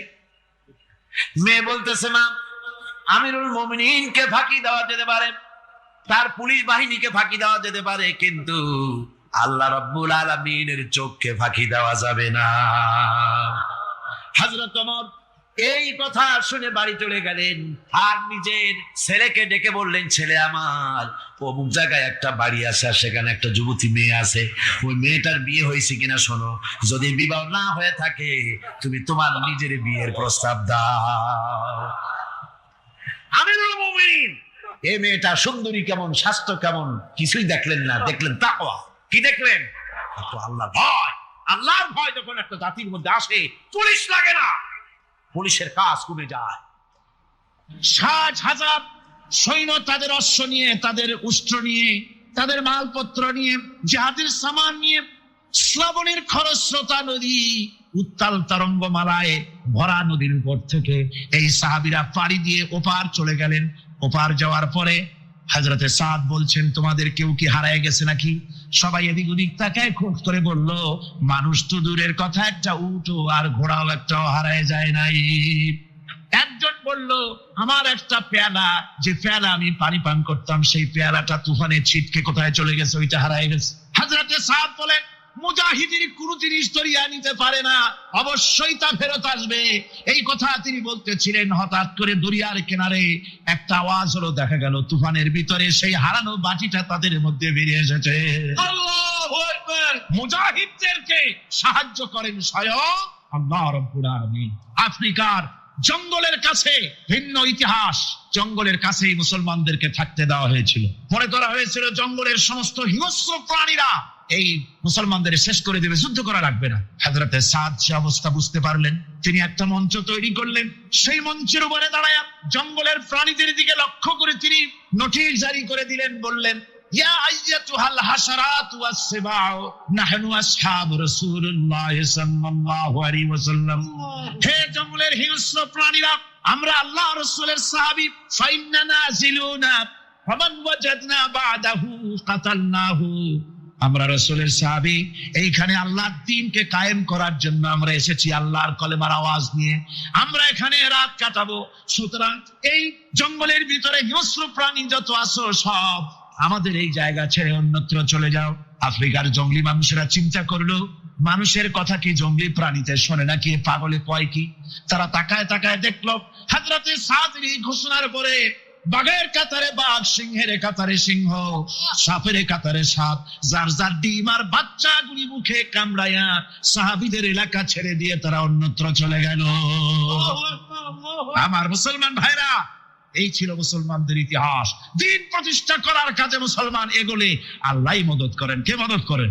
এই অপরাধে বেলালকে তারা মেরেছে, তাকে ভাইরা ওরা হযরতে খাব্বাবকে বেঁধেছে, কুটির সাথে বেঁধে চতুর্দিক থেকে তীর নিক্ষেপ করছে, তরবারি মারতেছে, শরীরের গোশত সুবহানাল্লাহ পড়ে। হযরত আব্বাস রাদিয়াল্লাহু তাআলা আনহু বর্ণনা করছেন, সামি'তু রাসূলুল্লাহ সাল্লাল্লাহু আলাইহি ওয়াসাল্লাম ইয়াকুল আইনান লা তামাসসুহা আন-নার আইনুন বাকাত মিন খাশিয়াতিল্লাহ ওয়া আইনুন বাতাত তাহরিসু ফি সাবিলিল্লাহ রাওয়াহু তিরমিজি। হযরত ইবনে আব্বাস রাদিয়াল্লাহু তাআলা তিনি বলছেন, আমি রাসূলুল্লাহকে বলতে শুনেছি, আল্লাহর নবী বলেছেন, দুইটি চোখে জাহান্নামের আগুন দুইটা চোখকে স্পর্শ করবে না। একটা চোখ হচ্ছে গভীর রাত্রে যারা আল্লাহর ভয়তে জাহান্নামের ভয়তে যারা কান্দে, জাহান্নামের আগুন ওই চক্ষুকে স্পর্শ করবে না। আর যারা দিন প্রতিষ্ঠার জন্য, আল্লাহর দিন কায়েমের জন্য ময়দানে যারা লড়াই করে, রাতের বেলায় পাহারা দেয়, ওই পাহারারত চোখের মধ্যে জাহান্নামের আগুন ওই চোখে স্পর্শ করবে না। আমার ভাইরা, হযরত উসমান রাদিয়াল্লাহু তাআলা আনহু বলছেন, মান রাবাতা লাইলাতান ফি সাবিলিল্লাহ কানাত কাআলফি লাইলাতিন সিয়ামুহা ওয়া কিয়ামুহা। হাজার রাত ধরে রোজা রাখলে, হাজার রাত ধরে ইবাদত করলে, আর হাজার দিন ধরে রোজা রাখলে যে সওয়াব হবে, একটা ঘন্টা একটা রাত যদি কেউ পাহারা দেয় আল্লাহর দ্বীনকে প্রতিষ্ঠার জন্য, আল্লাহর দ্বীনের কোন ইসলামী রাষ্ট্রের প্রহরায় যদি কেউ যদি থাকে, একটা রাতে পাহারা দিয়ে যে সওয়াব হবে, হাজার হাজার বছর ধরে নামাজ রোজা করে ওই সওয়াব পাওয়া যাবে না। সুবহানাল্লাহ। অর্থাৎ হাজার বছর ধরে নামাজ রোজা করার মতোই সওয়াব পাহারা দেওয়া আল্লাহর দ্বীনের ইসলামের রাষ্ট্র। বন্ধুগণ, রাসূল পাক সাল্লাল্লাহু আলাইহি ওয়াসাল্লাম তিনি বলেছেন, কিয়ামতের দিন জাহান্নামের আগুন আর জিহাদের ময়দানের ধুলি, এই দুটি একসঙ্গে কোন মানুষের পেটের মধ্যে প্রবেশ করবে না। রাসূল পাক সাল্লাল্লাহু আলাইহি ওয়াসাল্লামের একটি হাদিস যা মিশকাত শরীফের মধ্যে বর্ণিত আছে।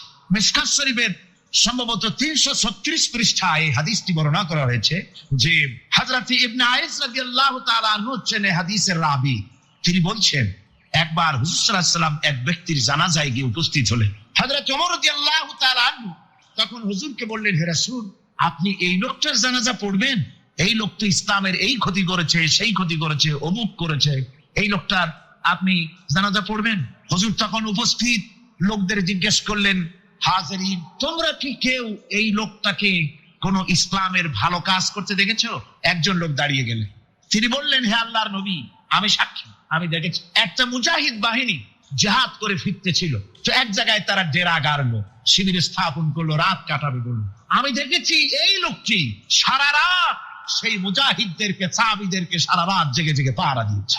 আল্লাহর নবী জানাজার ইমামতি করলেন, আর এরপরে তাকে কবরের মধ্যে মাদফুন করে দিয়ে নবীজি তার কবরের পাশে দাঁড়িয়ে বললেন, ইন্না আসহাবাকা ইয়াদুন্নুনা আন্নাকা মিন আহলিন নার ওয়া আনা আশহাদু আন্নাকা মিন আহলিল জান্নাহ। নবীজি বলছেন, ও কবরবাসী, তোমার সাথীরা মনে করে তুমি জাহান্নামী, আর আমি নবী মুহাম্মদ সাল্লাল্লাহু আলাইহি ওয়াসাল্লাম সাক্ষী দিচ্ছি তুমি বেশক আল্লাহর বেহেশতি, তুমি অবশ্যই আল্লাহর জান্নাতে যাবে। এরপর হযরত ওমরের দিকে ফিরে রাসূলুল্লাহ বললেন, ওমর, মানুষের শুধু বাহ্য দৃশ্যটাই দেখো না, তার অন্তরের জাযবাটাকেও কদর করো। সুবহানাল্লাহ। এই জিহাদের ময়দানে যারা কাজ করে, জান দেয়, মাল দেয়, আল্লাহ পাক তাদের উপরে রহম করে। এই জিহাদ হচ্ছে এক অগ্নি পরীক্ষা। এই জিহাদটা কি? অগ্নি পরীক্ষা। এমনি এমনি বেহেশতে যাওয়া যাবে না ভাই। আল্লাহ রাব্বুল আলামিন কোরআনে কারীমের মধ্যে বলেছেন, আহাসিবান নাসু আইয়ুতরাকু আইয়াকুলু আমান্না ওয়া হুম লা ইফতানুন। লোকেরা কি ভেবেছে নাকি যে ঈমান এনেছি, এই কথাটা বললেই আমি বেহেশত দিয়ে দিই, মুমিন বলে সার্টিফাই করব? না, যখনই তারা বলবে আমি মুমিন, আমি তখন তাকে অবশ্যই পরীক্ষা করব, এই পরীক্ষায় তাকে পাশ করতে হবে। কোরআনে কারীমে আল্লাহ রাব্বুল আলামিন অনেক জায়গায় এই কথাগুলি বলেছেন, এমনি এমনি ছেড়ে দেওয়া হবে না। আমি অতীতের লোকদেরকেও পরীক্ষা করেছি, তোমাদেরকেও পরীক্ষা করব, পরীক্ষা না দিয়ে কেউ তোমরা বেহেশতে যেতে পারবে না। এই জমিনে তোমাদের আগুনের পরীক্ষা দিতে হবে। পয়গম্বরেরা কষ্ট করেছেন, সাহাবায়ে কেরাম কষ্ট করেছেন। আল্লাহ রাব্বুল আলামিন তিনি বলছেন, আম হাসিবতুম أن تدخلوا الجنة ولما يأتكم مثل الذين خلوا من قبلكم مستهم البأساء والضراء وزلزلوا حتى يقول الرسول والذين معه متى نصر الله ألا إن نصر الله قريب আল্লাহ রাব্বুল আলামিন বলেন, তোমরা কি মনে করেছো যে তোমরা বেহেশতে প্রবেশ করবে, অথচ তোমাদের পূর্বে যারা এই পৃথিবীতে এসেছিল তাদেরকে আমি যেমন পরীক্ষা করেছি ওরকম পরীক্ষা এখনো তোমাদের উপরে আসে নাই, ওরকম বিপদও আসে নাই, মুসিবতও আসে নাই।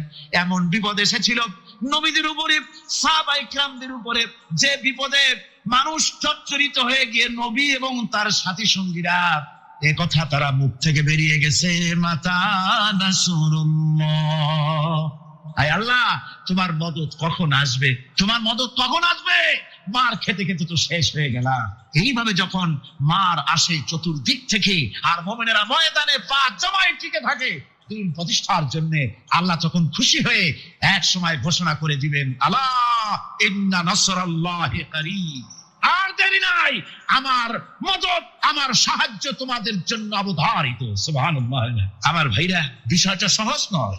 শুধু দুইটা সেজদা দিয়া, শুধু তাহাজ্জুদের কিছু নামাজ পড়িয়া আল্লাহর জান্নাতে যাওয়া এত সহজ নয়। রাস্তা খুব কঠিন, রাস্তা খুব। ये शहादत का है उल्फत में कदम रखना, ये शहादत का है उल्फत में कदम रखना, लोग समझते हैं आसान है मुसलमान होना। এটা হলো শাহাদাতের উত্তপ্ত ময়দানে পা রাখা। লোকেরা মনে করে ইসলাম গ্রহণ করা, মুসলমান হওয়া বুঝি বড় সহজ ব্যাপার। এত সহজ না। আমরা হানফি মাসলাকের লোক, ইমাম আবু হানিফার মাসলাক অনুযায়ী চলি। আমরা মনে করি দেশ তেমনি যাব, কিন্তু আমাদের ইমাম সাহেব কি করছেন ওই ইতিহাস আমাদের জানান। খাজা বাবার মহব্বতে অস্থির। রজব মাস আসলে পরে বড় বড় ডেক্সি চড়ায়, সেই ডেক্সির উপরে লাল শালু বিছায়, তারপরে টাকা পয়সা রোজগার বহুত করে। আসলে তো খাজা না, আসলে হচ্ছে ইয়া খাজা কুস্তু আজা, পেট তো ভরে যায়। পেট ভরার জন্য পয়সা করে ইনকাম করা। খাজার লা ইলাহা ইল্লাল্লাহ এই চিশতিয়া তরিকার জিকির গ্রহণ করা হয়েছে, কিন্তু চিশতিয়া তরিকা যে আরেকটা আছে, কারাগার পর্বতে পৃথিবীরাজের সঙ্গে লড়াই করা, সেইটার কাছে নেই আমরা, সেটা না। ইমাম আবু হানিফা শুধু মাসলাই বলেন নাই, দিন প্রতিষ্ঠার জন্য রক্ত দিয়েছে, ঠিক কিনা? 8টি বছর পর্যন্ত কারারুদ্ধ ছিলেন। তাকে জিজ্ঞেস করা হয়েছে, ইমাম সাহেব জেলের মধ্যে তো আছেন, কষ্ট হয়? ইমাম সাহেব বলেছেন, না কষ্ট হয় না, তবে মাঝে মাঝে একটু কষ্ট হয় মনে। 2-4 মাস পর পর আমার বুড়ি মাকে এনে হাজির করা হয় জেলখানার মধ্যে, আর আমার মায়ের সামনে আমাকে পেটানো হয়, যেন মা আমাকে বলে যে এদের সাথে একমত হয়ে যা, সেই জন্য পেটানো হয়। আমার মা আমার মায়ের দেখে, আর মায়ের চোখ থেকে পানি পড়তে থাকে, তখন আমার মনে বড় কষ্ট লাগে। তবে আলহামদুলিল্লাহ মা আমার এমন, আমার মা দেখেন আর হজম করেন। সর্বশেষ যে ব্যক্তি জাহান্নাম থেকে মুক্তি লাভ করবে, তাকে আল্লাহ পাক বলবেন, ফেরেশতাদেরকে বলবেন, আমার ফেরেশতারা আমার এই বান্দাকে জান্নাত এবং জাহান্নামের মাঝখানে রেখে দাও। জান্নাত এবং জাহান্নামের মাঝখানে লোকটি যখন থাকার জায়গা পাবে, সে জান্নাতের দিকে তাকায়া দেখবে আর কাঁদতে থাকবে। আল্লাহ পাক জিজ্ঞেস করবেন, বান্দারে যুগের পর যুগ ধরে জাহান্নামে কেঁদেছো, আমি রব্বুল আলামিন জাহান্নাম মাফ করে দিয়া জান্নাত জাহান্নামের মাঝখানে রেখে দিয়েছি, আযাব থেকে তো বেঁচে গেছো, এখন কান্দো কেন? লোকটি বলবে, রব্বুল আলামিন কান্দি এই কারণে, জাহান্নাম থেকে মাফ করেছো, তোমার শুকরিয়া আদায় করি।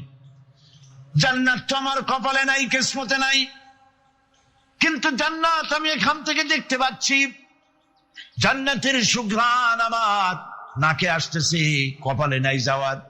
আমি কাঁদি এই জন্য, তুমি যদি মেহেরবানি করে আমাকে জান্নাতের দরজার কাছে একটু দাঁড় করায় দিতা, প্রাণ ভরে তোমার জান্নাতের দৃশ্যটা একটু দেখতা।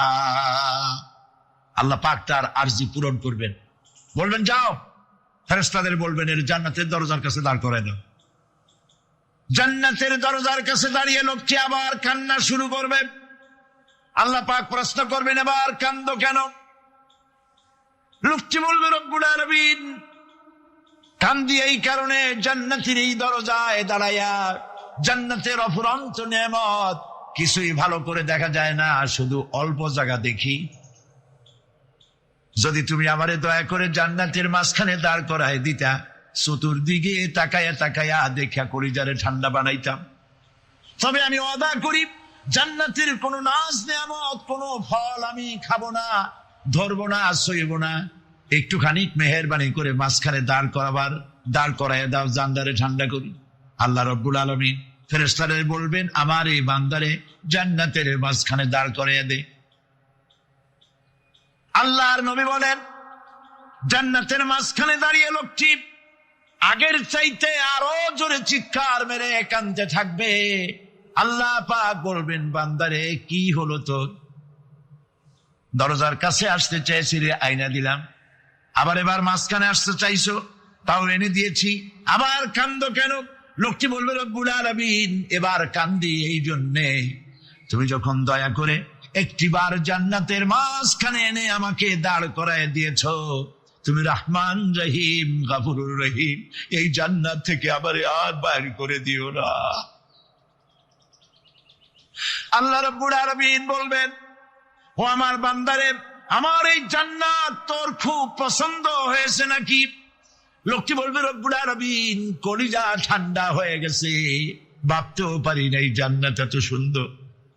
আল্লাহ পাক বলবেন বান্দারে এরকম একটি নয়, দুইটা নয়, তোর জন্য আমি 10টা জান্নাতে এরকম রিজার্ভ করে রাখছি। সুবহান।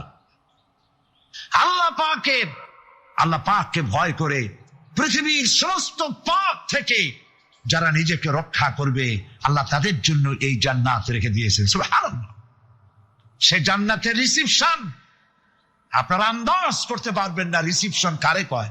কি এর প্রধানমন্ত্রী আর প্রেসিডেন্ট 4-5টা পুলিশ আর আর্মি আসে একটা ছট করে সেলুট মারলো, বাস শেষ হয়ে গেল, এরকম না। জান্নাতীদেরকে রিসিপশন দেওয়া হবে। জান্নাতীরা যখন আল্লাহর হুকুমে জান্নাতের দিকে যেতে লাগবে, আর যখন জান্নাতের কাছে চলে যাবে আল্লাহ রাব্বুল আলামিন শোনায় দিচ্ছেন হাত্তা ইযা জাউহা ফুতিহাত আবওয়াবুহা ওয়া ক্বালা লাহুম খাজানাতুহা সালামুন আলাইকুম তিবতুম ফাদখুলুহা খালিদিন। সুবহানাল্লাহ। জান্নাতীরা যখন জান্নাতে প্রবেশ করার দরজার মুখোমুখি হবে, তার রক্ষীগণ তখন বলবে সালামুন আলাইকুম, আল্লাহর শান্তি তোমাদের উপরে বর্ষিত হোক। সুবহানাল্লাহ। দুনিয়ার টাটকা সুখগুলি 2 পা দিয়ে ঠেলে দিয়েছো, টাটকা সুখগুলি গ্রহণ করো নাই, হারাম খাও নাই, আল্লাহ দ্বীন কায়েমের জন্য রক্ত দিয়েছো, জীবন দিয়েছো, কষ্ট করেছো, আল্লাহকে ভয় করেছো। আমাদের সালাম গ্রহণ করো, জান্নাতের মধ্যে ঢুকে যাও চিরকালের জন্য। সুবহানাল্লাহ। আর বাইর হওয়া লাগবে না, চিরকাল এই জান্নাতের মধ্যে তোমরা বসবাস করতে পারবে। আল্লাহ রাব্বুল আলামিনের ফেরেশতারা বলে দিবে। জান্নাতের মধ্যে আল্লাহ পাক হুরদের সঙ্গে জান্নাতীদের বিয়ের ব্যবস্থা করে দিবেন। কোরআনে কারিমে আল্লাহ পাক বলেন মুত্তাকিইনা আলা সুরুরিন মাসফুফাতিন ওয়া যাওয়াজনাহুম বিহুরিন ঈন। সামনাসামনি ভাবে সাজানো সারি সারি আসন সমূহের উপর তারা ঠেস লাগায় বসে থাকবে, আর আল্লাহ রাব্বুল আলামিন হুরদের সাথে জান্নাতীদের বিয়ের ব্যবস্থা করে দিবেন। যেসব হুরের সঙ্গে বিয়ে হবে তাদের আল্লাহ পাক বিবরণ দিচ্ছেন কি রকম হবে তারা। লাম ইয়াতমিসহুন্না ইনসুন ওয়ালা জান। এর পূর্বে জিন এবং ইনসান এদেরকে কেউ স্পর্শ করে নাই। কি রকম তারা?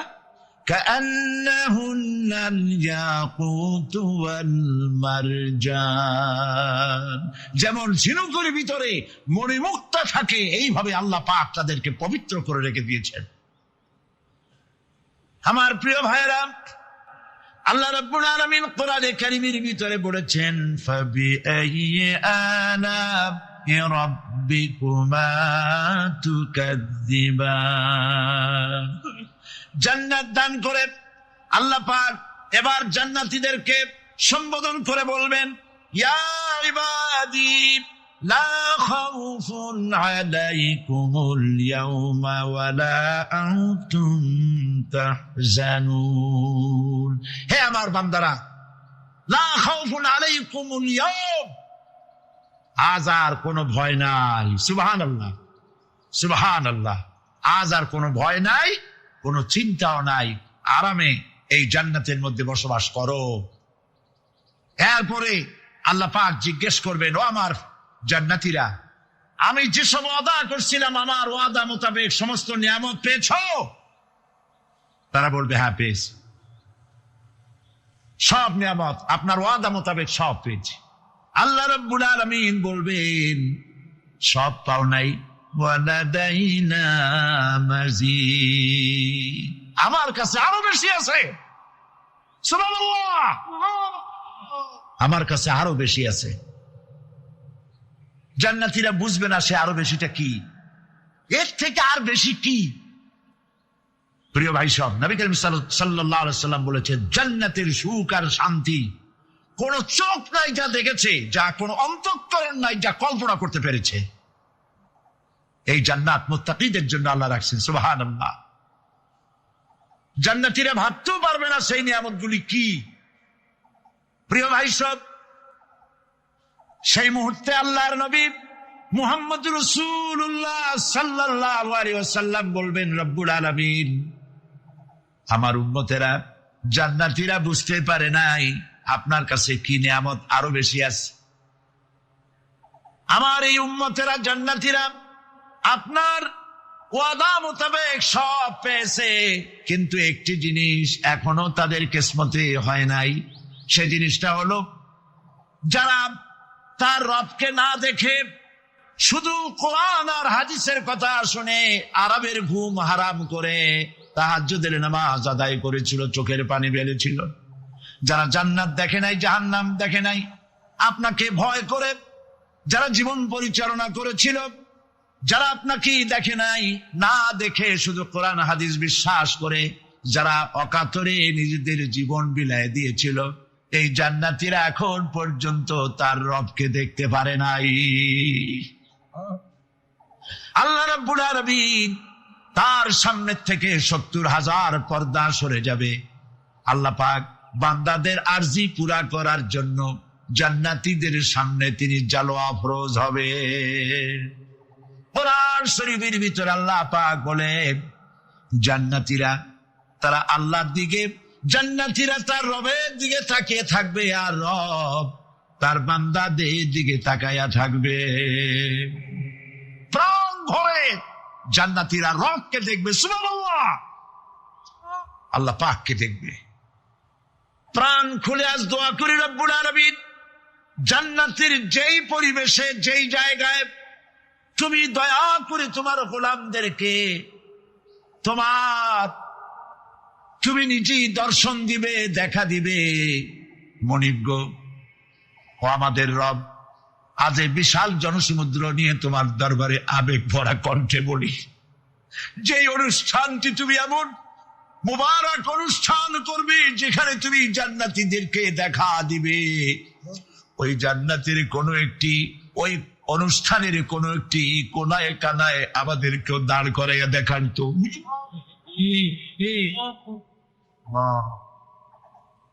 ভাই সব, আল্লাহ রাব্বুল আলামিন মানুষের সামনে এত সব নিয়ামত রেখেছেন। এই জান্নাত তার নিজের পিতা সম্পর্কে সুপারিশ করবেন রব্বুল আলামিন, আমার আব্বার জন্য সুপারিশ করতেছি, মেহেরবানি করে জাহান্নাম থেকে তারে আপনি রক্ষা করুন।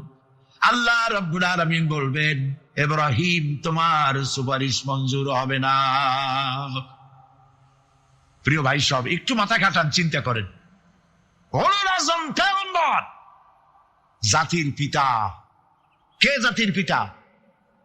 চিল্লায় বলুন, কলিজা সাফ করে ফেলুন।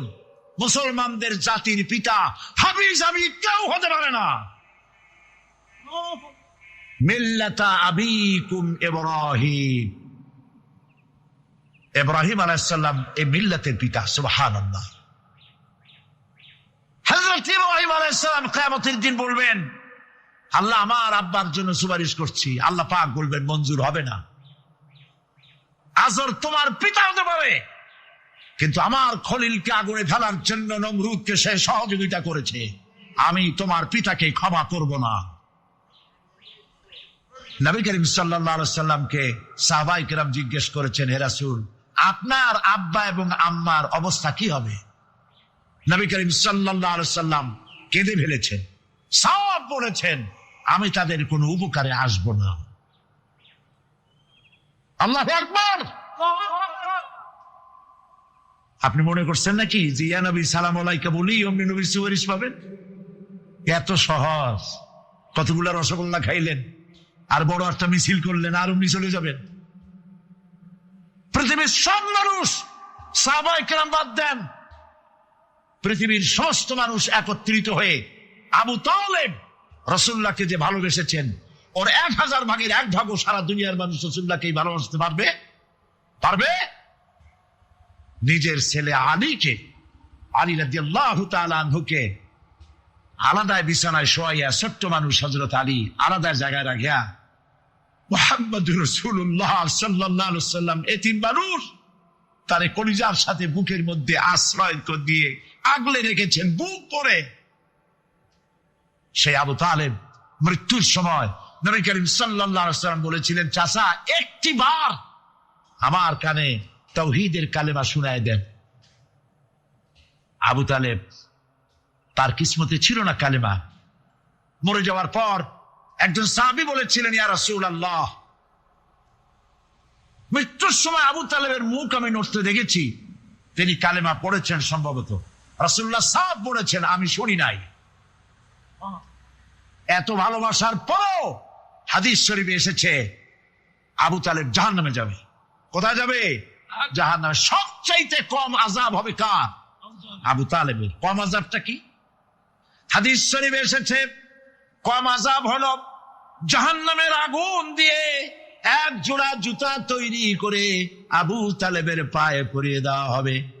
সেই জাহান্নামের আগুনের তৈরি করা জুতার তাপে আবু তালেবের মাথার ঘিলুগুলো টকবক করে বউ পড়তে লাগবে।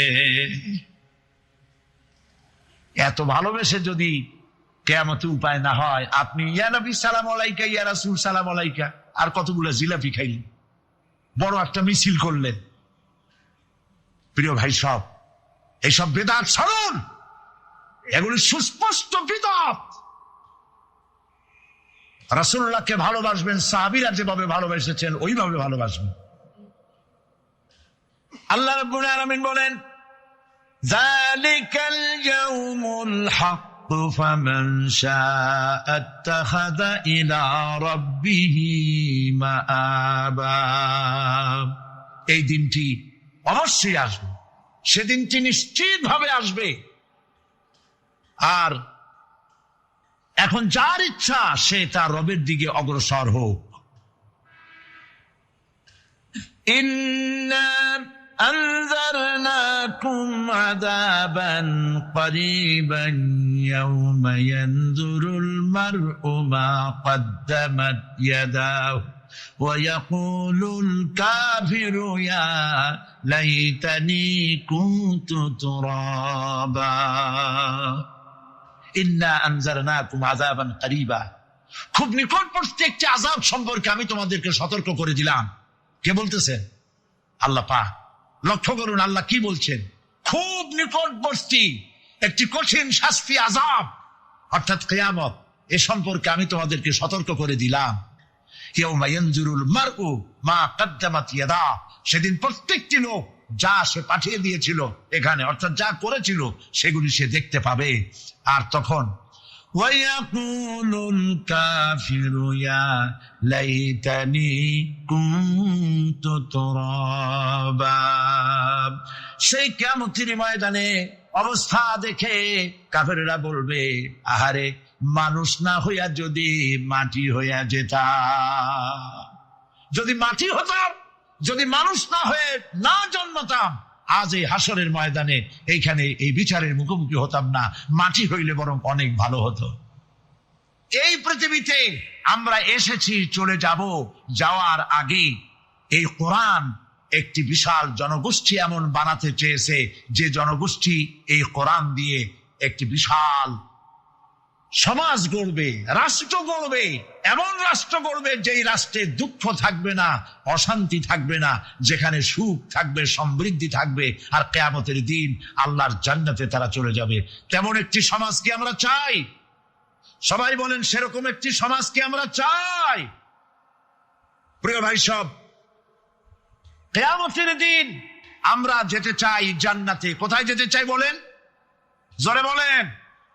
এই জান্নাতে যাওয়ার জন্য দুইটা কাজ করতে হবে। কয়টা কাজ? আল্লাহ রাব্বুল আলামিন বলেন, ফামান কানা ইয়ারজু লিকা রাব্বিহি ফালইআমাল আমালান সালিহান ওয়া লা ইউশরিক বিইবাদাতি রাব্বিহি আহাদা। আল্লাহ পাক বলেন, যে বাজারা আমার সঙ্গে দেখা করতে চায় কিয়ামতে, দুইটা কাজ করা লাগবে। বলেন কয়টা কাজ? একটা হলো নেক আমল। কি আমল বলেন? নেক আমল। নেক আমল কারে বলে? নেক আমল করতে হলে আবার দুইটা শর্ত লাগে। এক নম্বরে কাজটা করতে হবে আল্লাহরে খুশি করার জন্য। কারে খুশি করার জন্য? একটা মাদ্রাসা বানাইছি যাতে লোকেরা বলে যে বড় একটা মাদ্রাসা বানাইছে, এই জন্য মাদ্রাসা বানাবেন, মসজিদ বানাবেন, হসপিটাল বানাবেন, যা কিছু করেন নিয়ত হবে আল্লাহকে খুশি করা। নিয়ত হবে কারে খুশি করা? আল্লাহ পাককে খুশি করা। এই হলো নেক আমলের প্রথম শর্ত, কাজ হবে আল্লাহকে খুশি করার জন্য। দুই নম্বরে কাজটি হতে হবে সুন্নতে নববী সাল্লাল্লাহু আলাইহি ওয়াসাল্লামের উপরে। মনে থাকবে, দাড়ি রাখবো। কেন রাখবো? রাসূলের সুন্নাত। রাখবো কারে খুশি করার জন্য? আল্লাহকে খুশি করার জন্য। রাখবো কার মতো? রবীন্দ্রনাথের মতো, কার্ল মার্কসের মতো, কবির মতো নয়। রাখতে হবে কার মতো? নবীর মতো। বুঝে নেন, কাজটা হতে হবে আল্লাহকে খুশি করার জন্য। দুই নম্বরে কাজটা হতে হবে সুন্নতে নববী সাল্লাল্লাহু আলাইহি ওয়াসাল্লামের উপরে হতে হবে। তাহলে এই হলো এক নম্বর। জান্নাতে যাওয়ার জন্য, আল্লাহর সাথে দেখা করার জন্য এক নম্বরের কাজ হলো নেক আমল। বলেন এক নম্বরের কাজ কি? দুই নম্বরের কাজ ওয়ালা ইউশরিক বিইবাদাতি রাব্বিহি আহাদা। আল্লাহ রাব্বুল আলামিনের ইবাদতের সাথে কাউকে শরীক স্থাপন করা যাবে না। আমরা যারা মুসলমান, অধিকাংশ মুসলমান শিরকের ভিতরে মুবতলা হয়ে আছে। বিশ্বাস করেন কিনা বলেন? কাফেররা তো মুশরিক আছেই, ওরা তো মুশরিক আছেই, কিন্তু আমরা মুসলমানেরা আমাদের আমলের মধ্যে, আমাদের অজান্তে সবের নিয়তে অনেক শিরক আমরা করে বসি। নাউজুবিল্লাহ। বলেন নাউজুবিল্লাহ। এই জন্য আমি বারবার সতর্ক করি, নিজেকেও করি, আপনাদেরকেও করি। এই কারণে করি, শিরকের গুনাহ আল্লাহ মাফ করবেন না। ইন্না শিরকা লাযুলমুন আযীম। শিরক মস্ত বড় অপরাধ, জুলম, আল্লাহ মাফ করবেন না। আল্লাহর কাছে কান্দে কান্দে মাপ চাওয়া লাগবে যে আল্লাহ শিরক থেকে আমাকে রক্ষা করো, বাঁচাও। অনেক গোপন শিরক আছে। মাজারে যান, পীর সাহেবের কাছে যান, মনে যদি নিয়ত থাকে উনি ফু দিলে আমি ভালো হবই, উনি তাবিজ দিলে আমার বাচ্চা হবেই, উনি আমারে দয়া করলেই আমার ব্যবসায় উন্নতি হবেই, এইটার নাম শিরক। এটার নাম কি? ওয়াইজা সাআলতা ফাসআলিল্লাহ ওয়াইজা ইসতাআনতা ফাসতাইন বিল্লাহ। যা বলার আল্লাহরে বলো, আর যা চাওয়ার কার কাছে চাও? চিল্লায় বলেন। কলিজাটাকে পরিষ্কার করে দেন আজকের মাহফিলে। এই কলিজায় কারো প্রতি কোনো ভয় রাখবো না আল্লাহ ছাড়া। ভয় করবো কারে বলেন? মহব্বত আল্লাহ ছাড়া এত বেশি মহব্বত আর কাউকে করব না। আল্লাহ তাআলা আমাদের কলিজায় তোমার ভয় এবং মহব্বত দিয়ে ভরে দাও, রাসূলের মহব্বত দিয়ে আমাদের দিলকে ভরে দাও। বিশ্বাস করুন ভাই সাহেব, কোরআন শরীফ আমার সামনে, বিশ্বাস করুন, দেশি পীর বিদেশি পীর, খাজা বাবা দেশি এবং বিদেশি, কেউ আপনার ভাগ্য বদলাই দিতে পারবে না। এই পিছনে দৌড়ায় দৌড়ায় কোনো লাভ নয়। এতক্ষণ মসজিদের ভেতরে বসে আল্লাহর কাছে কাঁদেন। ওয়াকালা রাব্বুকুম উদউনি আস্তাজিব লাকুম। তোমার রব বলেছে আমারে ডাকো, আমি ডাকের সাড়া দিয়ে দেব। সুবহানাল্লাহ। আর আল্লাহ বলেছেন আমার ইবাদতের সাথে কাউকে শরীক করবে না। খবরদার। আলাইসাল্লাহু বিকাফিন আবদা। আল্লাহ প্রশ্ন করছেন, আলাইসাল্লাহু বিকাফিন আবদা, আমি কি আমার বান্দার জন্য যথেষ্ট নই? চিল্লায় বলুন অবশ্যই যথেষ্ট। আবার বলেন অবশ্যই যথেষ্ট। কলিজা সাফ করে ফেলেন। সম্রাট শাহজাহান, দিল্লির সম্রাট, হাবিজাবি সম্রাট না, দিল্লির সম্রাট। এখন কোথায়? কবরে। কবি বলতেছেন, শাহনে জাহাं को जिन्हें फकर से देते थे बाज, शाहने जहां को जिन्हें फकर से देते थे बाज, वाज कब्र में है सूरह अलहम्दु की मोहताज। সারা ভারতবর্ষ যারা ট্যাক্স দিয়ে নিজেকে সৌভাগ্যবান বলে মনে করত, সে আজ কবরের মধ্যে ভিক্ষুকের মতো সূরা আলহামদুর মতো একটি সূরার মুহতাজ হয়ে ভিক্ষুকের মতো শুয়ে আছে। সম্রাট শাহজাহান মসজিদে বসে আছে, এক ফকির ঘুরতেছে। লোকেরা কয় ছোটবেলা থেকেই তোমার খয়রাত করতে দেখলাম, ভিক্ষা কি জীবনেও যাবে না তোমার? লোকটি বলছে, আমি ভিক্ষা করবো স্যার, আমার উপায়টা কি? এই লোকটি আমি ভিক্ষা করা ছাড়া করবো কি? লোকেরা তো আমার 60 টাকা, 50 টাকা 100 টাকা দেয় না, 4 আনা 5 আনা 1 টাকা এই আমার দেয়, এই দিয়ে আমি বড় লোক হবে কেমন?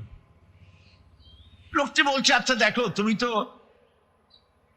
জায়গা মতো যাইতে পারো নাই, বাদশার কাছে যাও, এমন দেওয়া দেবে জীবনে আর খয়রাত করা লাগবে না। তো বাদশার কাছে কি খয়রাতি যাইতে পারে কোনোদিন? হ্যাঁ, এখন পারবা। কেমনে? সম্রাট শাহজাহান এখন একা একা মসজিদে আছেন। তখনকার এসব বাদশারা অনেকে নামাজি ছিলেন, দিনদার ছিলেন।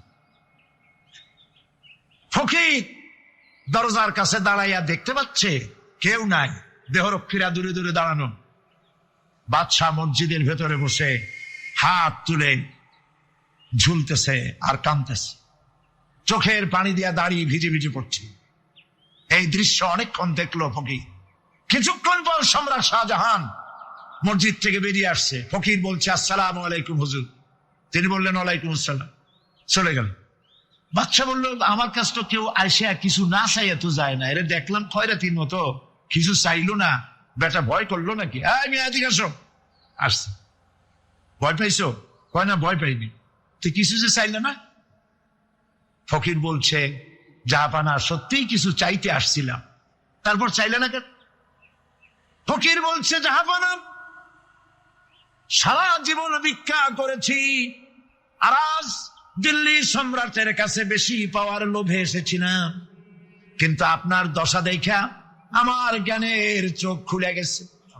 আমি লক্ষ্য করে দেখলাম, আমি সম্রাটের কাছে চাইতে এসেছি, হাত তুলি নাই, বিনয় প্রকাশ করি নাই, চোখের পানি ফেলি নাই, কিন্তু লক্ষ্য করে দেখলাম দিল্লির সম্রাট আমার চাইতেও বড় ভিক্ষুকের মতো। আবার কোন সম্রাটের কাছে হাত তুলে কাঁদবে? আমার জ্ঞানের চোখ খুলে গিয়েছে, আমি বুঝতে পেরেছি সম্রাট কাঁদে যেই সম্রাটের কাছে, তারে ছাড়া আর কারো কাছে জীবনে চাইব না। এই কথাই সূরা ফাতিহায় প্রত্যেক দিন পড়ি, বুঝি না কি পড়ি। ইয়াকা না'বুদু ওয়া ইয়াকা নাস্তাঈন। আয় আল্লাহ, একমাত্র তোমার গোলামি করি আর তোমার কাছে সাহায্য চাই, তুমি ছাড়া কারো কাছে সাহায্য চাই না। কলিজা সাফ করুন। কোন মুনাফিক, কোন জিন্দা পীর আপনার মনের আশা পুরা করতে পারবে না, পারবে না, পারবে না। ওয়াসি সেদিন শপথ নিয়েছিলেন, রব্বুল আলামিন আমি জাহালাতের কারণে যেই বল্লম দিয়ে ইসলামের একজন শ্রেষ্ঠ সন্তানকে আমি শহীদ করে ফেলেছিলাম, আমি বুঝতে পারি নাই। ওই বল্লমটা আমি হেফাজতে রেখে দিয়েছি। তুমি আমার এই দোয়া মঞ্জুর করো, আমি যেন এই বল্লম দিয়ে এই পৃথিবীর নিকৃষ্ট ইসলামের কোন দুশ্মনকে যেন আমি শেষ করে দিতে পারি। আল্লাহ পাক দোয়া তার মঞ্জুর করে নিলেন। মুসাইলামা কাযযাবের বিরুদ্ধে হযরত আবু বকর সিদ্দিক রাদিয়াল্লাহু তাআলা আনহু যে বাহিনী পাঠালেন, হযরত ওয়াসি সেই বাহিনীর মধ্যে ছিলেন। আর তিনি সেই বল্লমটা দিয়া, যে বল্লম দিয়ে তিনি হযরত হামজাকে শহীদ করেছিলেন, সেই বল্লমটা দিয়েই ইসলামের নিকৃষ্ট শত্রু মুসাইলামা কাযযাবকে দুনিয়া থেকে তিনি বিদায় করে দিলেন। দাউদ আলাইহিস সালামকে আল্লাহ রাব্বুল আলামিন এমন মুজিজা দিলেন, তিনি যখন লোহা মুঠো করে ধরতেন হাতের ভিতরে, লোহা পানি হয়ে হাতের ফাঁকের মধ্য দিয়া তা পড়ে যেত পানি হয়ে। এভাবে মুজিজা তাকে দেওয়া হলো। সুলাইমান আলাইহিস সালামের মুজিজা ছিল তক্তার উপরে বসতেন, ইঞ্জিন লাগতো না, মেশিন লাগতো না, বিনা ইঞ্জিনে বিনা মেশিনে তক্তা হাওয়ার উপরে উড়ে সারা পৃথিবী ঘুরে আসতেন। ঈসা আলাইহিস সালামের মুজিজা ছিল জন্মদের চোখের উপরে হাত বুলিয়ে দিতেন, সঙ্গে সঙ্গে চোখ তার ভালো হয়ে যেত। আবার কুষ্ঠ ব্যাধিগ্রস্ত লোকের গায়ে হাত বুলিয়ে দিলে তার শরীর ভালো হয়ে যেত। এটা ছিল তার মুজিজা। রাসূল পাক সাল্লাল্লাহু আলাইহি ওয়াসাল্লামের সময় মুজিজা, তার সময় প্রভাব ছিল সাহিত্যের। সাহিত্য আর কবিত্বের এত বেশি প্রভাব বিস্তার হলো, তারা কবিতা লিখে লিখে রচনা করে করে কাবা শরীফে লাগাই দিত। পারলে এই কবিতার সাথে মোকাবেলা করো এই চ্যালেঞ্জের। আল্লাহ রাব্বুল আলামিন সেই সময় কোরআনে কারীমকে অবতীর্ণ করে দিলেন। কোরআনে কারীম দুনিয়ার সমস্ত সাহিত্য আর কবিত্বের সমস্ত মানকে ছাড়িয়ে চলে গেছে এমন এক পর্যায়ে, কিয়ামত পর্যন্ত কোরআনের সাহিত্যের ভাবধারা এর মানকে উতরে যেতে পারবে এমন সাহিত্যের জন্ম আজও হয় নাই, ভবিষ্যতেও হবে না। এটা হলো রাসূল পাক সাল্লাল্লাহু আলাইহি ওয়াসাল্লামের মুজিজা। সাহাবায়ে কেরামদের সঙ্গে রোমকদের লড়াই হতেছে, রোমক সৈন্যরা যুদ্ধে জিততে পারতেছে না কিছুতেই। এরপরে তারা গোয়েন্দা বিভাগের লোক পাঠায় দিল, এদের সঙ্গে জিততে পারি না কেন, একটু খুঁজে দেখে আসো রাত্রেরা করেটা কি। গোয়েন্দা বিভাগের লোক সারা রাত ঘুরে ঘুরে তারপরে এসে রিপোর্ট করলো। এরপরে এসে তাদের প্রধানের কাছে রিপোর্ট করলো, আমরা যার কাছে গিয়েছিলাম দেখে এলাম হুম বিল্লাইলি রাহবানুন ওয়া বিন্নাহারি ফুরসানুন, আমরা দেখে এলাম যাদেরকে দিনের বেলায় প্রচন্ড শক্তিশালী বীর যোদ্ধা রূপে যাকে যুদ্ধ করতে দেখেছি ময়দানে, রাতের বেলায় দেখলাম গিয়া একেবারে নিতান্ত ফকিরের মতো কেউ তো সেজদায় পড়ে কাঁদতেছে, কেউ আবার তেলাওয়াত করতেছে, চোখ দিয়া পানি পড়তেছে, আবার কেউ নামাজ পড়তেছে, আবার কেউ হাত তুলে রেখেছে তাদের প্রভুর দরবারে, চোখের পানিতে তাদের চোখ বুক ভেসে যেতেছে। সারাটা রাত তেলাওয়াত আর সেজদা আর নামাজের মধ্যে তারা এভাবে কাটিয়ে দিয়েছে। সেনাপতি এই রিপোর্ট শোনার পরে বললেন, ও গোয়েন্দা বিভাগের লোকেরা, আমার রোমক সৈন্যরা শোনো, যে জাতির নৈতিক মান এত উচ্চে, ওই জাতির সঙ্গে যুদ্ধ করা মানে আমাদের আত্মহত্যা করার শামিল। এদের সাথে কিছুতেই আমাদের পক্ষে পারা সম্ভব না। হ্যাঁ, এদের সাথে পারা যাবে যদি এই সম্পর্ক নষ্ট করে দেওয়া যায়। আল্লাহর সাথে তাদের এই গভীর সম্পর্ক যেটা আছে, এই সম্পর্ক নষ্ট করে দিতে হবে, তাহলেই কেবলমাত্র সম্ভব হবে। এদের নৈতিক চরিত্র ধ্বংস করার জন্য প্রচেষ্টা চালাও, তাহলে হয়তো আমরা কামিয়াব হতে পারব। আমার বন্ধুগণ, সামান্য স্যান্ডেলের ফিতা গাছা যদি ছেড়ে যায়, মানুষের কাছে চাইও না, আল্লাহ রাব্বুল আলামিনের দরবারে হাত পাতো। রব্বুল আলামিন তোমার স্যান্ডেল কেনার পয়সা জুগিয়ে দেবেন। জোরে বলেন সুবহানাল্লাহ। যা দরকার তার কাছেই চাও, হাত তার কাছেই পাতো। ওই যে সম্রাট শাহজাহানের কথা আমি আপনাদেরকে শুনাই, ফকির একটা ঘুরতেছে সারাদিন। এক লোক বলছে যে আপনি হে ফকির, তুমি এরকম করে ঘুরছো সারা জীবন, বুড়া হয়ে গেছো খয়রাত করতে করতে, ছোটবেলা থেকে তোমার ভিক্ষা করতে দেখি, আর কতকাল ভিক্ষা করবে, করবোটা কি? বাচ্চার কাছে যাইতে পারবে, বাচ্চার কাছে গেলে এমন ভাবে দিবে, অনেক দিবে, তুমি একটু পারবা, তোমার আর জীবনে ভিক্ষা করা লাগবে। ফকির চলে গিয়েছে, কোথায় পাবো বাচ্চারে? দেখো মসজিদে পাবো। এখন তিনি নামাজ চলে গিয়েছে সেখানে, মসজিদের বারান্দায় দাঁড়ায় দেখে সম্রাট শাহজাহান হাত পেতে মোনাজাত করতেছেন, চোখের থেকে পানি পড়ে দাড়ি ভিজে ভিজে পড়ে। মোনাজাত শেষ করে বাদশা যখন বাইরে নেমেছেন, তখন ফকির তাকে সালাম দিয়ে চলে যায়। বাদশা বলছেন, তুমি আমাকে সালাম দিয়ে চলে যাচ্ছ, তুমি তো ভিক্ষুক। আমার কাছে তো সমস্ত ভিক্ষুকই আমার কাছে চায়, ভিক্ষুক তো ভালো, ধনীরাও আমার কাছে চায়, তুমি ভিক্ষুক মানুষ আমার কাছে কিছু চাইলে না, সালাম দিয়ে চলে যাও। ফকির বলতেছেন, যা পানা সত্যি কিছু চাইতে এসেছিলাম, কিন্তু আমি আপনাকে দেখার পরে আমার চিন্তার পরিবর্তন হয়ে গেছে। আমি তাকিয়ে তাকিয়ে দেখলাম মসজিদের ভেতরে আমি চাইতে এসেছি দিল্লির সম্রাট শাহজাহানের কাছে। যেই সম্রাট, দিল্লির সম্রাট যার কাছে আমি চাইতে এসেছি, আমি তো দাঁড়ায় আছি, কান্দি না, কিন্তু আমি দেখতেছি যার কাছে আমি চাইতে এসেছি তিনি যেন আবার কোন সম্রাটের কাছে আমার চাইতেও দারুণ ভিক্ষুকের মতো হয়ে চোখের পানি ফেলে ভিক্ষা চাইতেছে। মনে মনে ভাবলাম, মানুষের কাছে ভিক্ষা চাইবো না কোনদিন আর। বাদশা কান্দে, যেই বাদশার কাছে ওই সম্রাটের সম্রাট রাজা ধীরাজ আল্লাহর কাছে ছাড়া কারো কাছে জীবনে আর হাত পাতবো না। হযরত আবু হুরায়রা রাদিয়াল্লাহু তাআলা আনহু একবার রাসূল করিম সাল্লাল্লাহু আলাইহি ওয়াসাল্লামের দরবারে কাঁদতেছিলেন। হুজুর জিজ্ঞেস করলেন, আবু হুরায়রা তুমি কাঁদো কেন? হুজুর, হযরত আবু হুরায়রা বলেন, হুজুর আমার মা আমাকে মেরেছে, আমি সেই জন্য কাঁদতেছি। হুজুর বলেন, মা তোমাকে মারলো কেন? কোনো বেয়াদবি করেছো নাকি? তিনি বললেন, না কোনো বেয়াদবি করি নাই, তবে মারলো কেন? হযরত আবু হুরায়রা বলেন, হুজুর আমার মা হচ্ছেন মুশরিকা, আমার মা কাফের। আমি অনেক রাত হয়েছিল বাড়ি ফিরতে, আমার মা জিজ্ঞেস করলো এত রাত কোথায় ছিলি? আমি বললাম, মা তামাম পৃথিবী যে কদম মোবারক চুমতে পারলে নিজেকে ধন্য মনে করে, আমি সেই রাসূলের দরবারে ছিলাম, আসতে দেরি হয়ে গেছে। ইয়া রাসূলুল্লাহ, আপনার নাম শোনা মাত্র আমার মায়ের গায়ে আগুন জ্বলে গেল। সহ্য করতে না পেরে আমাকে মায়ের আরম্ভ করে দিল। বলল, আবু হুরায়রা হয় আমার বাড়ি ছাড়বি, না হয় মুহাম্মদ সাল্লাল্লাহু আলাইহি ওয়াসাল্লামের ঘর ছাড়বি, কোনটা করবি কর। আমি বললাম, মা তোমার গায়ে যত শক্তি আছে সমস্ত শক্তি দিয়ে তুমি আমাকে প্রহার করো, আমি তামাম তোমার বাড়িটা সুদ্ধা তামাম দুনিয়া ছেড়ে দিতে পারি, কিন্তু রাসূল পাক সাল্লাল্লাহু আলাইহি ওয়াসাল্লামের কদম মোবারক ছাড়তে পারি না। ভাইরা আমার, হযরতে আবু হুরায়রা কাঁদতেছেন। আল্লাহর নবী বলেন, তুমি কাঁদো কেন? তোমার মা তোমাকে মেরেছেন, আমি এখানে কি করব? এখানে তো আমি কোনো দখল আন্দাজ করতে পারি না, আমি কি করতে পারি? এখানে ইন্টারফেয়ার তো আমি করতে পারি না, মা তোমারে মেরেছে। হযরত আবু হুরায়রা বলেন, ইয়া রাসূলুল্লাহ, মায়ের বিরুদ্ধে কোনো নালিশ করার জন্য আপনার কাছে আমি আসি নাই। বলে, কেন এসেছো? হযরত আবু হুরায়রা বলেন, হুজুর এসেছি এই জন্যে, আমি জানি আপনি যদি আল্লাহর দরবারে কোনো ব্যাপারে দোয়া করেন, আল্লাহ রাব্বুল আলামিন তা মঞ্জুর করে নেন। আপনি মেহেরবানি করে আমার